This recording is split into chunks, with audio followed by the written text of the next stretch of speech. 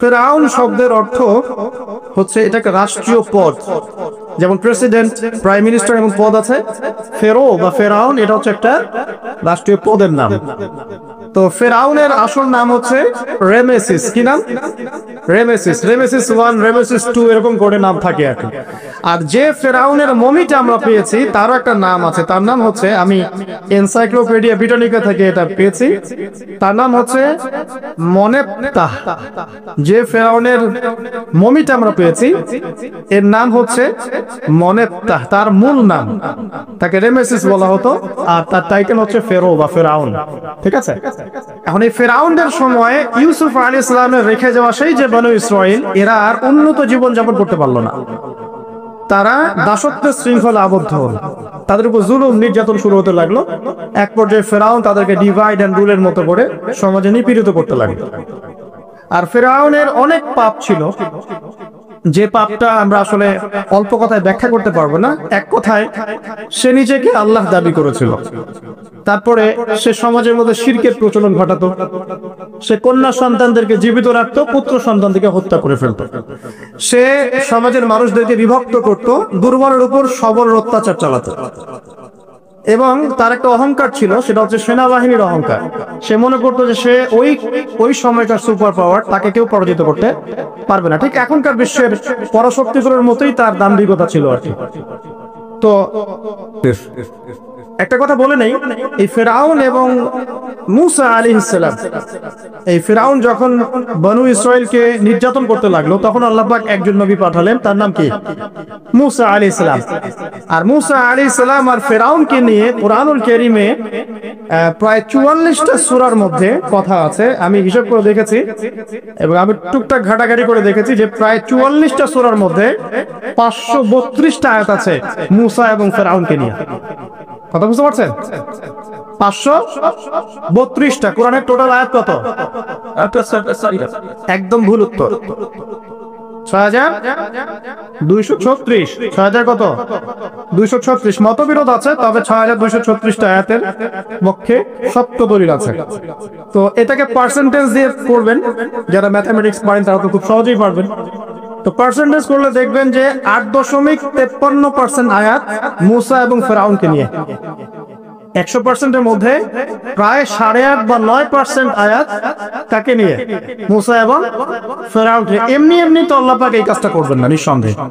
এর মধ্যে একটা শিক্ষা বা মেসেজ আছে, সেটা হলো আমাদের জন্য, উম্মতে মুহাম্মাদির জন্য যেই সব জাতির মধ্যে সবচেয়ে বেশি শিক্ষা আছে, তার মধ্যে সবচেয়ে ইম্পর্টেন্ট হচ্ছে মূসা এবং ফেরাউন। আর ফেরাউনের সময় মূসা এবং ফেরাউন, এই ঘটনার মধ্যে যে শিক্ষাগুলো আছে এটা আমাদের জন্য সবচেয়ে বেশি ইম্পর্টেন্ট। এই জন্য এত বেশি আয়াত নাযিল করা হয়েছে। কোরআনে যে কোনো সূরা খুলবেন দেখবেন মূসা আর ফেরাউন, মূসা আর ফেরাউন। কি কারণ? এমনি এমনি। নিঃসন্দেহে শেষ জামানে আমরা যারা বাস করব তাদের জন্য এই ঘটনার মধ্যে বিশাল কিছু শিক্ষা আছে। শিক্ষাগুলো আমরা ইনশাআল্লাহ আজকে জানবো। তো এখন মূসা আলাইহিস সালাম এই ফেরাউনের যুগে জন্ম লাভ করলেন। তবে ফেরাউনকে জ্যোতিষীরা বলেছিল আগেই যে ওই শাম দেশ থেকে একটা আগুন আসছে যে তোমার সিংহাসনকে পুড়িয়ে ফেলবে। এর ফলশ্রুতিতে ফেরাউন যেটা করলো, সমস্ত পুত্র সন্তান যারা হতো এদেরকে তারা জবাই করে হত্যা করত। তো যখন জনগণ বললো যে কাজটা খুব খারাপ, প্রতিবাদ শুরু হলো, তখন 1 বছর গ্যাপ দেওয়া শুরু করলো। 1 বছর মারবে, আরেক বছর রাখবে, আরেক বছর মারবে, আরেক বছর রাখবে। যেই বছর মারলো না সেই বছর জন্ম লাভ করলো মূসা আলাইহিস সালামের ভাই হারুন আলাইহিস সালাম। ঠিক আছে, উনিও কিন্তু নবী ছিলেন। আচ্ছা, আর যে বছর মারার কথা সেই বছর জন্ম লাভ করলেন মূসা আলাইহিস সালাম। এখন আমি খুব শর্ট করে বলছি, অনেক ডিটেইলস বলতে গেলে 3টা বেজে যাবে, আজকে আসরও হতে পারে। তো এখন যে বছর মারার কথা সেই বছর জন্ম লাভ করলেন মূসা আলাইহিস সালাম। এখন মূসা আলাইহিস সালামের মা কিন্তু তখন খুব শঙ্কিত, ফেরাউন তার সন্তানকে হত্যা করবে। আল্লাহ রাব্বুল আলামিন কোরআনের মধ্যে বলেছেন সূরা কাসাসের মধ্যে। কোন সূরা? সূরা কাসাস। আমি 2টা সূরার নাম বলছি, আজকে বাসায় গিয়ে পড়বেন। এই 2টা সূরার মধ্যে সবচেয়ে বেশি হিস্ট্রি আছে মূসা এবং ফেরাউন এই বিষয়টার উপরে। একটা সূরার নাম হচ্ছে সূরা তাহা, এখানে সুন্দর করে ধারাবাহিকভাবে গল্পটা দেয়া আছে। আর একটা সূরা হচ্ছে সূরা কাসাস। এই 2টা পড়বেন অর্থ সহ। তো মুসা আলাইহিস সালামের মায়ের হৃদয়টা খুব শঙ্কিত ছিল যে তার সন্তানকে হত্যা করে ফেলা হবে। আল্লাহ রাব্বুল আলামিন বলছেন যে আমি তার কলবে ইলহাম করলাম। সুবহানাল্লাহ। আল্লাহ পাক তার মায়ের কলবের মধ্যে ইলহাম, মানে কি ইলহাম হচ্ছে আল্লাহর পক্ষ থেকে প্রত্যাদেশ না, ওহী না, কিন্তু একটা বুঝ বা একটা নূর, একটা তাজাল্লি, একটা বাসিরা ঢেলে দেওয়া। এটা কিন্তু নবুয়ত না, একটা কাজের চেতনা বা দৃঢ়তা আল্লাহর পক্ষ থেকে ঢেলে দেওয়া। ঠিক আছে? তো তার মায়ের কলবের মধ্যে আল্লাহ রাব্বুল আলামিন ইলহাম করলেন যে তুমি তোমার সন্তানটাকে সিন্ধুকের মধ্যে ভরে ভাসিয়ে দাও নীল নদে। এখন তার মায়ের কলব, তার মায়ের হৃদয় ছটফট করতে লাগলো, কারণ কোনো মাই তো চাইবে না তার সন্তান কিভাবে ভাসিয়ে দিতে। আল্লাহ পাক বলছেন যদি না আমি তার হৃদয়টাকে শক্ত করতাম তাহলে সে বিচলিত হয়ে পড়ত। আল্লাহ পাক তার হৃদয়টাকে শক্ত করলেন, সে বিচলিত হলো না, সন্তানকে ভাসিয়ে দিল। এবার সন্তান ভাসতে ভাসতে ভাসতে কোথায় যাচ্ছে? যেখানে ফেরাউনের স্ত্রী গোসল করছে। কথা কি বুঝতে পারছেন? খুব চমৎকার হিস্ট্রি কিন্তু গল্পটা, এবং গল্প মানে এখানে আসলে গাল গল্প না, এগুলো সত্য ঘটনা। এক একটা বর্ণ তেমন সত্য যেমন সূর্য পূর্ব দিক থেকে ওঠে এবং পশ্চিমে ডোবে, এটা যেমন সত্য, এর এক একটা বর্ণ সত্য, এগুলো কোনো গাল গল্প নয়। এবার ফেরাউনের স্ত্রী আসিয়া সে সিন্ধুক পেয়েছে। মুসা আলাইহিস সালামকে আল্লাহ পাক বলছেন যে আমি মুসা আলাইহিস সালামের চেহারার মধ্যে মোহাব্বত বা ভালোবাসা ঢেলে দিয়েছিলাম। তার চেহারা যেই দেখতো তাকে ভালোবাসতো, বুঝছেন? ভালোবাসা ঢেলে দিয়েছে। এবার ফেরাউনের স্ত্রী আসিয়া, এখানে আসিয়া নন, অন্য একজন স্ত্রী হয়তো, তিনি বলছেন যে ফেরাউনকে বলছে যে একে আমরা আমাদের কাছে রেখে দিই, হয়তোবা সে আমাদের উপকারে আসবে, অথবা তাকে আমরা সন্তান হিসেবে গ্রহণ করতে পারি। লা তাকতুলুহু, তাকে হত্যা করো না। আসা ইয়ানফা'না আও নাত্তাখিযাহু ওয়ালাদা, এরকম করে আল্লাহ পাক বলেছেন কোরআনে। তো ফিরআউন তার স্ত্রীর কথা শুনলো এবং তাকে না হত্যা করে রেখে দিল।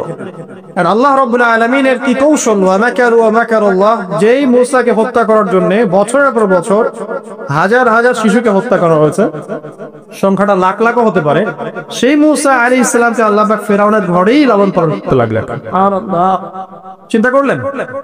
এবার মূসা আলাইহিস সালাম যখন যুবক হলেন, আমি সংক্ষিপ্ত করছি, যখন যুবক হলেন তখন একদিন দেখলেন যে রাস্তায় দুজন ব্যক্তি ঝগড়া করছে। সূরা কসসের মধ্যে আছে ফাইটিং, স্ট্রিট ফাইট। তো একজন ব্যক্তি হচ্ছেন বনু ইসরাইলের, আরেকজন হচ্ছে ফিরআউনের সেনাবাহিনীর। এখন মূসা আলাইহিস সালাম কার পক্ষ নেবেন? তিনি বনু ইসরাইলের পক্ষ নিলেন। তিনি গিয়ে তাকে বাঁচানোর চেষ্টা করলেন এবং শুধু একটা ঘুষি দিয়েছেন, ফাওয়াকাযাহু, একটা ঘুষি, ফাকাদা আলাইহি, এবং এই একটা ঘুষিতেই সেই ব্যক্তি ডেড। এটা কোরআনে আছে সূরা কসসে। তার মানে কোরআন দলিল দিচ্ছে যে মানুষের বডিতে এমন এমন পার্টস আছে, এমন এমন জায়গা আছে যেখানে একটা ঘুষি মারলেও মানুষ মারা যেতে পারে। কি বুঝলেন? যারা মার্শাল আর্ট শিখেছেন বা শিখছেন তারা এটা আরো ভালো বুঝবেন। মানুষের এই বডিতে এমন অনেকগুলো জায়গা আছে, 7টা বা 8টা বা 10টার মতো, যেখানে একটা ঘুষি দিলেও মানুষ মরতে পারে। তো ভালো কিছু শিখলে, ঠিক আছে? টিকটক প্রজন্ম না হয়ে আর এই মোবাইলে লুডু না খেলে ভালো কিছু শিখেন, ইনশাআল্লাহ কাজে দিবে। আত্মরক্ষা শেখা খারাপ?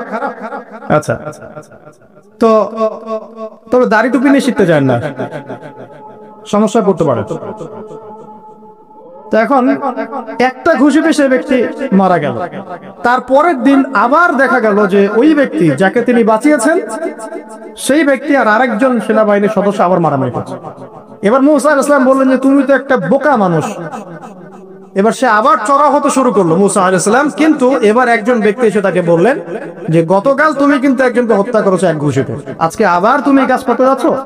তুমি তো এখানে স্বৈরাচারের মতো আচরণ করছো। মূসা আলাইহিস সালাম তখন আল্লাহর কাছে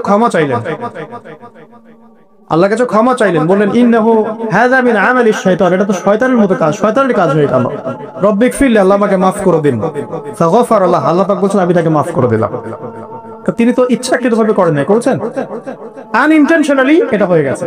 কিন্তু এখন ফেরাউন মূসা আলাইহিস সালামকে ধাওয়া করতে শুরু করলো, কারণ ফেরাউনের দৃষ্টিতে মূসা আলাইহিস সালাম একটা মার্ডার করেছেন তার দৃষ্টিতে, কিন্তু মূসা আলাইহিস সালাম তো আর এটা করেন নাই, ইচ্ছা করে এটা হয়নি, অ্যাক্সিডেন্টলি হয়ে গেছে। এখন মূসা আলাইহিস সালামকে এক ব্যক্তি এসে বলল, তুমি এখান থেকে তাড়াতাড়ি পালাও, এই মিশরে থাকলে ফেরাউন তোমাকে ধরে এখন শাস্তি দিবে। এখন মূসা আলাইহিস সালাম বাধ্য হয়ে মিশর থেকে চলে যাচ্ছেন কোথায়? মাদিয়ান। কোন জায়গা? মাদিয়ান। এটাও আরবের মধ্যে একটা জায়গা, যেই জায়গার নবী হচ্ছেন শুআয়ব আলাইহিস সালাম। কি নাম? আচ্ছা, এবার শুআয়ব আলাইহিস সালামের সেই কওমে মূসা আলাইহিস সালাম গেলেন, না খাবার আছে, না পানি, না কাপড়, কিছুই না, একদম রিক্ত হস্ত। সেখানে গিয়ে তিনি দেখলেন যে এমনই একটা জলাশয়, হয়তোবা আল্লাহ ভালো জানেন, সেই জলাশয়ের কাছে কিছু মানুষ পানি পান করাচ্ছে গবাদি পশুদেরকে। আমি কি বুঝাতে পারছি? আচ্ছা, তো দূরে দুজন মেয়ে দাঁড়িয়ে আছে, এই দুজন মেয়ে অনেকক্ষণ থেকে দাঁড়িয়ে আছে, তারা পানি পান করতে পারছে না। মূসা আলাইহিস সালাম অনেকক্ষণ থেকে অবজার্ভ করছেন যে মেয়ে দুটো পানি পান করতে পারছে না গবাদি পশুদেরকে। তিনি প্রথমে একটু অস্বস্তি বোধ করলেন, তারপরে আবার গেলেন তাদের কাছে, গিয়ে বললেন কি সমস্যা।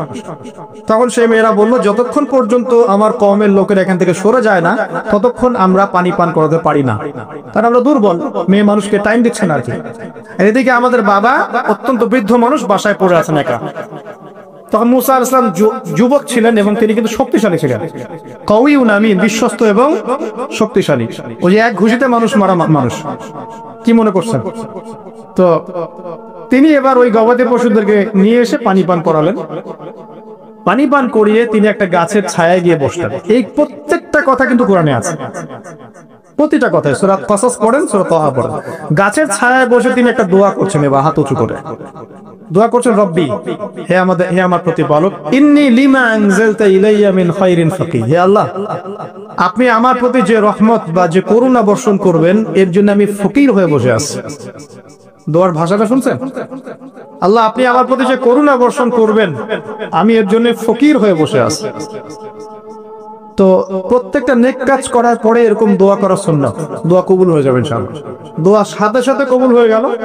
এখন ওই দুইজন মেয়ের মধ্যে একজন মেয়ে হেঁটে হেঁটে আসছে। ওই মেয়ে কিভাবে হেঁটে এসেছে সেটাও কোরআন বলেছে, কিভাবে হেঁটে এসেছে সেটাও কোরআনে বলেছে সূরা কসাসের মধ্যে। সূরা কসাসে আল্লাহ পাক বলছেন, ওই দুইজন মেয়ের মধ্যে একজন হেঁটে হেঁটে আসলো লাজুক পায়ে। কেমন পায়ে? লাজুক পায়ে। যেই চলাফেরা আপনি এখনকার মেয়েদের মধ্যে দেখতে পারবেন না। এখনকার মেয়েদের হাঁটার মধ্যে লজ্জা আছে, লজ্জাশীলতার সাথে লাজুক ভঙ্গিতে সেই মেয়ে হেঁটে হেঁটে আসলো। আল্লাহ পাক সেই কথাটাও কোরআনে বলেছেন। ওই মেয়ের হেঁটে আসাটা আল্লাহ রাব্বুল আলামিন ব্যাখ্যা করেছেন।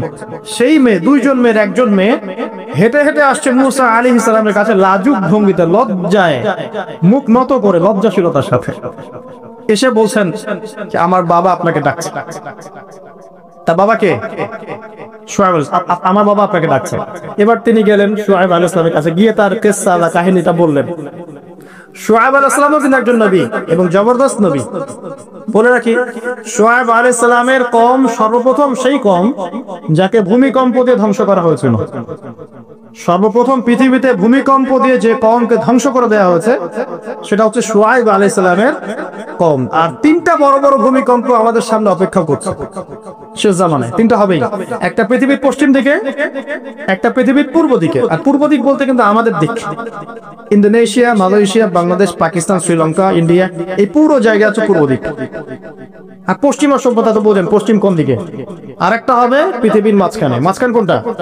এই যে জাজিরাতুল আরব, এখানে একটা হবে। এটা হবেই, কোনো বিজ্ঞানী ঠেকাতে পারবে না।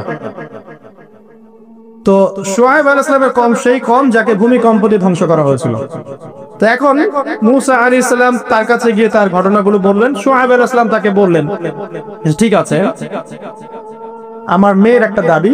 আমার মেয়ে বলেছে যে তুমি হচ্ছ বিশ্বস্ত এবং শক্তিশালী, তোমাকে যেন আমি আমার কাজে নিয়োগ করি। আসলে মেয়ে বাবাকে ইঙ্গিত একটা মানে মনের ভাব ব্যক্ত করেছে আর কি। তখন তার বাবা সেই ভাবটা বুঝতে পেরেছেন। তিনি বলেছেন, ঠিক আছে, আমি আমার এই মেয়ের সাথে তোমাকে বিয়ে দিব। শর্ত কি? শর্ত হচ্ছে তোমাকে 8 বছর আমার এখানে কাজ করতে হবে। 8 বছর, কত বছর?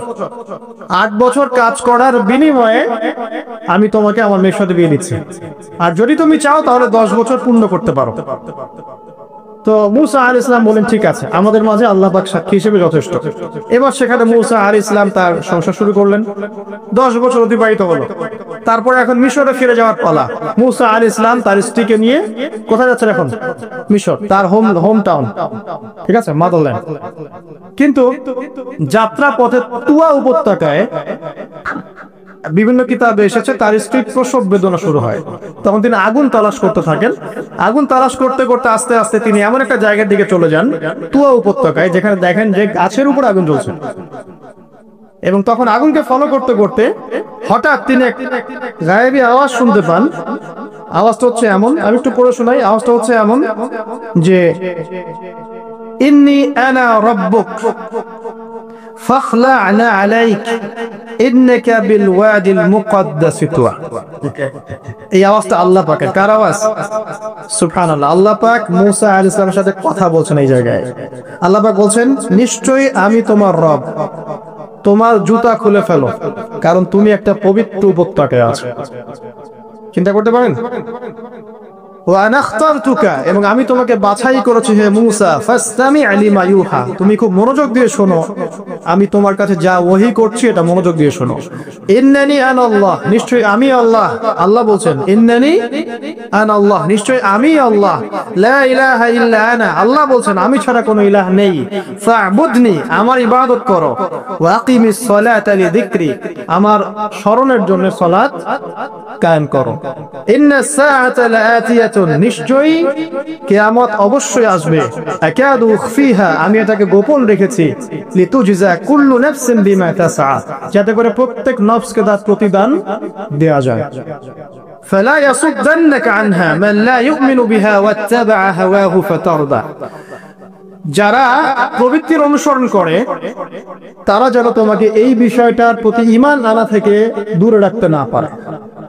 আল্লাহ পাক এই পর্যন্ত বললেন। এরপর আল্লাহ বলছেন, ওয়া মা তিলকা বিয়ামিনিকা ইয়া মূসা, মূসা তোমার ডান হাতে এটা কি? মূসা আলাইহিস সালাম বলছেন যে ক্বালা হিয়া আসায়া, এটা আমার লাঠি। তার সাথে কি ছিল? একটা লাঠি। আতাওয়াক্কাউ আলাইহা ওয়া আহুশু বিহা আলা গনামি ওয়া লিয়া ফিহা মাআরিব উখরা, এই লাঠি দিয়ে আমি গাছের ডাল ছাঁটি, গবাদি পশুদেরকে চড়াই, এছাড়া আমি আমার বিভিন্ন কাজে লাঠি ব্যবহার করি। আল্লাহ পাক বলছেন, ক্বালা আলকিহা ইয়া মূসা, মূসা এটা নিক্ষেপ করো দেখি, হাত থেকে ছুঁড়ে মারো। মূসা আলাইহিস সালাম ছুঁড়ে মারলেন। ফাআলকাহা, তিনি ছুঁড়ে মারলেন। ফাইদা হিয়া হাইয়াতুন তাসা, সাথে সাথে লাঠিটা ছোটাছুটি শুরু করলো সাপের মতো। অন্য সূরায় আছে এই দৃশ্য দেখার সাথে সাথে মূসা আলাইহিস সালাম উল্টা দিকে দৌড় দিয়েছিলেন। স্বাভাবিক, ভয় পাওয়া স্বাভাবিক। তো তখন আল্লাহ পাক বলেছিলেন যে তুমি ভয় পেও না, আমার কাছে নবীগণ ভয় পায় না। ঠিক আছে, অন্য সূরায় এগুলো আছে, আমি শর্ট করে বলছি। এরপরে আল্লাহ পাক বললেন, ক্বালা খুযহা ওয়া লা তাখাফ, তুমি এটাকে ধরো, এটাকে ভয় পেও না। সানুঈদুহা সিরাতাহাল উলা, তুমি ধরা মাত্রই সেটা আবার লাঠিতে রূপান্তরিত হবে। আরেকটা কাজ করো, ওয়াদমুম ইয়াদাকা ইলা জানাহিক, তোমার হাতটাকে বগলের নিচে নিয়ে যাও। তাখরুজ বাইদা মিন গায়রি সু, এটাকে বের করো, তারপর দেখবে এটা স্বচ্ছ আলো প্রদান করবে। সুবহানাল্লাহ। বগলের মধ্যে হাত নিয়ে আসো, হাতটাকে বের করো, দেখবে হাত থেকে স্বচ্ছ আলো বের হবে। এই দুইটা মুজিজা আল্লাহ পাক তাকে দিলেন। আয়াতুল উখরা, এটা আরেকটা নিদর্শন। তো এখানে কি হলো? মূসা আলাইহিস সালাম নবুয়ত পেলেন। Shortcut key? মূসা আলাইহিস সালাম কি পেলেন? নবুয়ত পেলেন। নবুয়ত পাওয়ার সাথে সাথে আল্লাহ পাক তাকে দুটো মুজিজা দিলেন। একটা হচ্ছে লাঠি, আর একটা কি? হাত বগল থেকে বের করলেই কি হবে? আলো বের হয়ে যাবে। এবার তার ডিউটি কি? আল্লাহ পাক ডিউটি দিচ্ছেন তাকে যে ইযহাব ইলা ফিরআউনা ইন্নাহু তাগা, এবার তোমার কাজ হচ্ছে তুমি ফিরআউনের কাছে যাবে, কারণ ফিরআউন সীমা লঙ্ঘন করেছে। তখন মূসা আলাইহিস সালাম বললেন, রব্বি ইশরাহ লি সাদরি, আল্লাহ আমার বক্ষটাকে প্রশস্ত করে দিন। মানে আমার তো সেখানে যাওয়ার সাহস হচ্ছে না, আমি তো সেখানে ওদের দৃষ্টিতে একজন খুনের আসামি, ওদের দৃষ্টিতে ওরা তো আমাকে পেলে হত্যা করে ফেলবে। আল্লাহ বলছেন, কেল্লা, কখনো না, তারা তোমাকে হত্যা করতে পারবে না। তখন তিনি দোয়া করছেন, আল্লাহ আমার হৃদয়টাকে প্রশস্ত করে দিন, ওয়াইয়াসসির লি আমরি, আমার কাজকে সহজ করে দিন। ওয়াহলুল উকদাতাম মিন লিসানি, আমার লিসান, আমার জিহ্বায় জড়তা আছে আল্লাহ, এটাকে দূর করে দিন। ইয়াফকাহু কাওলি, যাতে মানুষ আমার কথা বুঝতে পারে। এই দোয়া করলেন, কবুল হয়ে গেল। এবং আরো দোয়া করলেন যে ওয়াজআলি ওয়াজিরাম মিন আহলি, আমার পরিবারের মধ্য থেকে একজন ওয়াজির দেন। ওয়াজির মানে সহায়ক, যেটা হচ্ছেন হারুন আলাইহিস সালাম, যাতে করে আমরা কি করতে পারি, বেশি বেশি আপনার জিকির করতে পারি এবং আমাদের কাজ সহজ হয়। আল্লাহ রাব্বুল আলামিন তার ভাই হারুন আলাইহিস সালামকেও নবুয়ত দান করলেন। দুজন মিলে এখন আল্লাহ পাক বলেন ইযহাবা ইলা ফিরআউন, তোমরা দুজন ফিরআউনের কাছে যাও, ইন্নাহু তাগা, সে সীমা লঙ্ঘন করেছে, তবে ফাকুলা লাহু কাওলাল লাইয়িনা, তার সাথে নরম সুরে কথা বলো, লাআল্লাহু ইয়াতাযাক্কারু আও ইয়াখশা, হয়তোবা সে উপদেশ গ্রহণ করবে অথবা আল্লাহকে ভয় করতে পারে। তো ডিউটি দেয়া হলো যে তোমাদের কাজ হবে এটা, এবং তোমাদের ভয় পাওয়ার কোনো কারণ নাই, সে তোমাদের কোনো ক্ষতি করতে পারবে না। তার কাছে যাও, মুজিজা দেখাও, আল্লাহর দিকে দাওয়াত দাও, লা ইলাহা ইল্লাল্লাহ। যদি সে দাওয়াত কবুল করে আলহামদুলিল্লাহ, যদি না করে তাহলে আমি আল্লাহ তার জন্য যথেষ্ট। এবার শর্ট করে নিয়ে আসি, মুসা আলাইহিস সালাম সেখানে গেলেন, যার পরে ফিরআউনকে দাওয়াত দিলেন। তো ফিরআউন বলছে ক্বালা ওয়া মা রাব্বুকুম ইয়া মুসা, কোন রবের কথা বলছো? আমি তো মা আলিমতু মিন ইলাহিন গায়রি, আমি তো জানি না, আমি ছাড়া তোমাদের কোন ইলাহ আছে আমি তো এটা জানি না। এটা কার কথা? ফিরআউন বলছে যে মা আলিমতু মিন ইলাহিন গায়রি, আমি ছাড়া অন্য কোন ইলাহ তোমাদের আছে, মা আলিমতু ইলাহুকুম গায়রি, আমি ছাড়া তোমাদের কোন রব আছে এটা তো আমি জানি না। অন্য আয়াতে সে বলেছিল যে আনা রাব্বুকুমুল আ'লা, আমি তোমাদের মহান রব। ঠিক আছে? তো মুসা আলাইহিস সালাম ব্যাখ্যা করলেন, আমি সেই রবের কথা বলছি যে রব আসমান সৃষ্টি করেছেন, জমিন সৃষ্টি করেছেন, যেভাবে তাওহীদের দাওয়াত দিতে হয় সব দিলেন। এরপরেও ফিরআউন সেটা গ্রহণ করলো না। তখন মুসা আলাইহিস সালাম বললেন, যদি আমি তোমাকে কোনো বড় নিদর্শন দেখাই তারপরেও কি বিশ্বাস করবে না? তখন ফিরআউন বলল যে দেখাও দেখি। তখন তিনি লাঠি ছুঁড়ে মারলেন, সাপ হয়ে গেল। এই দৃশ্য থেকে ফিরআউনের পরিবারের সবাই ভয় পেয়েছিল, কিন্তু পলিটিক্যাল স্বার্থে ফিরআউন বলেছিল যে সে একজন বড় জাদুকর, জনগণকে তো বোঝাতে হবে কিছু। নিজে ভয় পেল, জনগণকে তো কিছু বোঝাতে হবে। সে জনগণকে বলছে আসলে সে একজন বড় জাদুকর, সে চাচ্ছে তোমাদের ন্যাশনের মধ্যে ফাটল সৃষ্টি করতে। তো এখন কি করা যাবে? পরামর্শ করা হলো, তার কাছের কিছু মানুষ থাকে না, তার মন্ত্রী পরিষদ যারা শয়তানিতে পিএইচডি করেছিল আর কি, তারাকে পরামর্শ দিল যে একটা কাজ করা যাক, একটা বড় ময়দানে যাওয়া যাক, সেখানে আমরা বড় বড় জাদুকরদেরকে ডাকবো, এখানে একটা জাদুর ব্যাটল হবে, মুনাজারা হবে জাদু। সব বড় বড় জাদুকরকে ডাকা হলো মিশরের, এবং বলে রাখি যে জাদুবিদ্যা কিন্তু সত্য। সুলাইমান আলাইহিস সালামের সময় থেকে এটা চলে আসছে। হারুত এবং মারুত ফেরেশতাকে কিন্তু এর মধ্য দিয়ে পরীক্ষা করা হয়েছে মানব জাতিকে। যাই হোক, তো জাদু থেকে বাঁচার জন্য কোরআন এবং সুন্নাহর যে দোয়া কালামগুলো আছে এগুলো নিয়মিত পড়বেন ইনশাআল্লাহ। আল্লাহ পাক আমাদেরকে হেফাজত করুন, আমিন। তো আমি শর্ট করছি। তো এবার জাদুকররা একদিকে, মুসা আলাইহিস সালাম একদিকে।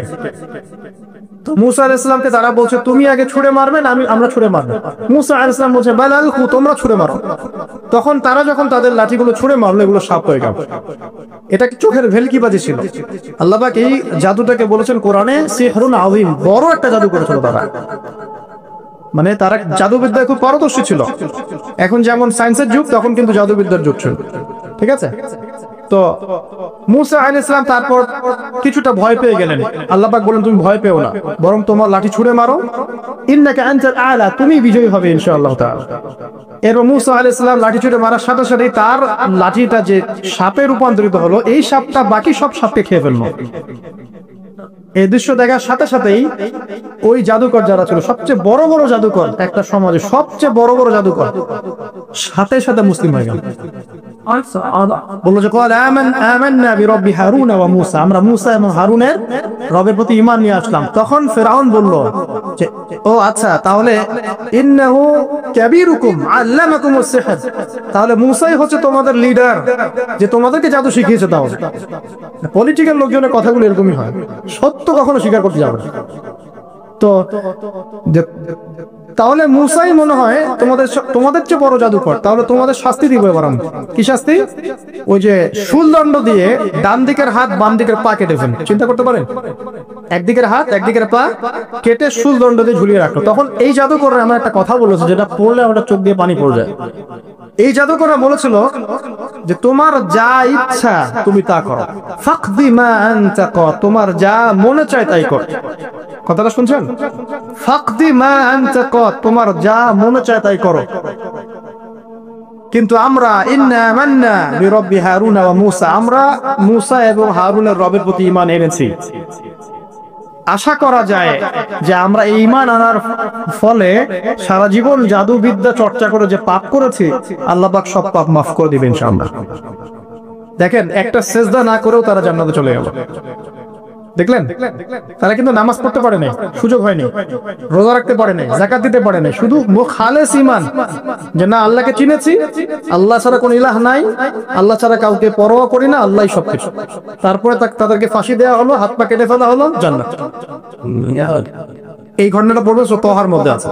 যাই হোক, এখন এভাবে যখন মূসা আলাইহিস সালামকে পরাজিত করতে পারলো না, মূসা আলাইহিস সালাম তাদেরকে সময় দিলেন, তওবা করে ফিরে আসো, আল্লাহ পাক মাফ করে দিবেন। কিন্তু ফেরাউন এবং তার দলবল এগুলো সহ্য করলো না, বরং ফেরাউন টিটকারি করছিল, এই হামান তুমি আছো? হামান বলছে হ্যাঁ আছি, আমার জন্য একটা বড় প্রাসাদ নির্মাণ করো, ইট পোড়াও, আমার জন্য উঁচু প্রাসাদ তৈরি করো, যাতে আমি উকি মেরে দেখতে পারি মূসার রব কোথায় আছে। কথা বুঝতে পারছেন? আমার কাছে মনে হয় হয়তোবা, আল্লাহু আ'লাম, হয়তোবা এই আয়াতটা মিশরের পিরামিডের দিকে ইঙ্গিত করছে, হয়তোবা, আমি জানি না সঠিক, আমি মানে 100% নিশ্চিত ভাবে বলতে পারবো না, কিন্তু আমার কাছে মনে হয় হয়তোবা এটা সেই সময়কারই ঘটনা যে হামান ইট পোড়াতে থাকো, ইট এবং পাথর পোড়াও, উঁচু উঁচু উঁচু একদম সর্বোচ্চ কিছু তৈরি করো, প্রাসাদ তৈরি করো, যাতে করে আমি তার উপরে উঠে মূসার ইলাহকে দেখতে পারি। এটা কার কথা ছিল? ফেরাউনের। এটা করাও হয়েছে। এরপরে 9টা আযাব আল্লাহ পাক দিয়েছেন। কয়টা? 9টা। একবার সতর্ক করা হয়, যদি না শুনে আল্লাহ পাক আযাব দিলেন, রক্তের সমস্ত পানি রক্ত হয়ে গেল। এবার ফেরাউন এবং তার লোকজন এসে বলে আমরা তওবা করব, মূসা তুমি দোয়া করো আল্লাহর কাছে, আল্লাহ যেন সরিয়ে দেয়। মূসা আলাইহিস সালাম দোয়া করেন, আযাব সরে যায়, তারা আবার নাফরমানি শুরু করে। কথা বুঝতে পারছেন? তারপরে আযাব আসলো ব্যাঙের, সবখানে ব্যাঙ দিয়ে ভর্তি। তারপরে আবার তওবা করার প্রত্যয় ব্যক্ত করলো, তওবা করলো না, আবার আযাব। এরপরে আযাব উকুনের, কিসের? উকুন। এভাবে একটা একটা করে আসতে থাকলো। এবার প্লেগ, তারপর ফড়িং।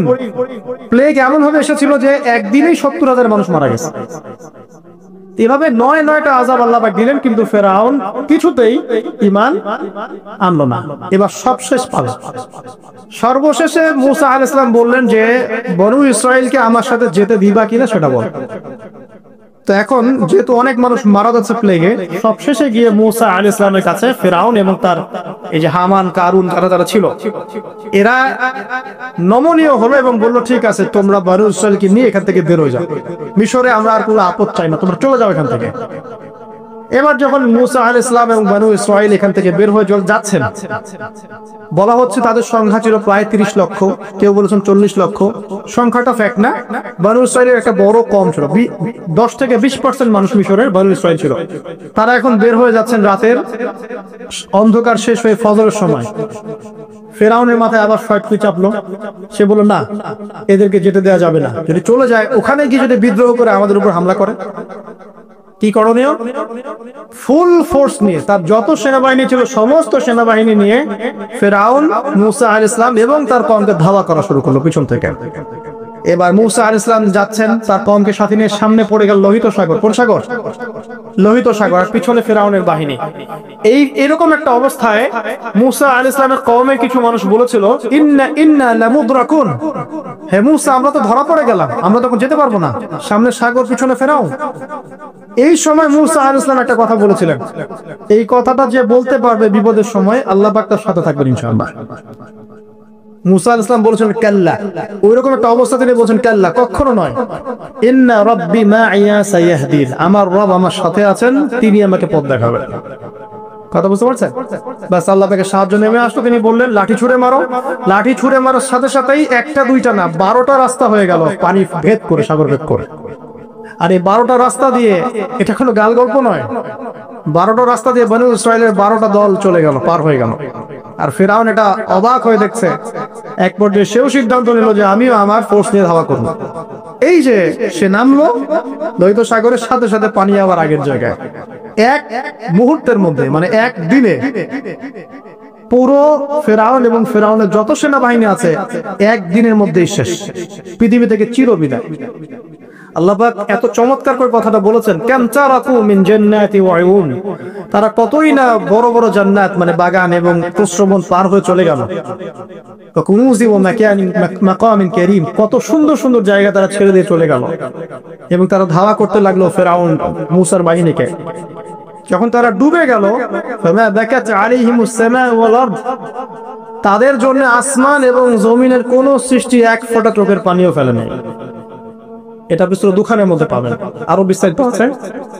তো এই যে ঘটনাটা ঘটেছে, এই ঘটনাটা ঘটেছে ইউসুফ আলাইহিস সালাম বলেছিল না যে আমি বিশ্বস্ত, আমাকে দায়িত্ব দেন। আমি বলতে চাই আমি বিশ্বস্ত, আমাকে দায়িত্ব দেন, আমাকে 5 বছর সময় দেন, পুরো দেশের শিক্ষা সিস্টেম চেঞ্জ করে দেবো ইনশাআল্লাহ। প্লে গ্রুপ থেকে প্লে গ্রুপ থেকে নিয়ে মাস্টার্স পর্যন্ত এমন শিক্ষানীতি প্রণয়ন করা সম্ভব যে আমাদের বাচ্চারা একদম প্লে থেকে মাস্টার্স পর্যন্ত বাংলা, ইংরেজি, অঙ্ক এবং জেনারেল সাবজেক্ট গুলোর সাথে কোরআন হাদিসের একটা অপূর্ব সমন্বয়ে পড়াশোনা করবে ইনশাআল্লাহ। একা করে দিতে পারবো ইনশাআল্লাহ তাআলা। আমাকে এরকম 100 জন শিক্ষাবিদ দেন, 100 জন আলেম ওলামা দেন, একটা প্যানেল করে দেন, পুরো দেশের শিক্ষা চেঞ্জ করে দেওয়া যাবে ইনশাআল্লাহ। যাদেরকে রেখেছেন এদের মাথায় গোবর আছে, যাদেরকে রেখেছেন এদের মাথায় টাটকা গোবর আছে। বইপত্রগুলোর অবস্থা দেখেছেন? বইপত্রগুলো ঘাটাঘাটি করেছেন?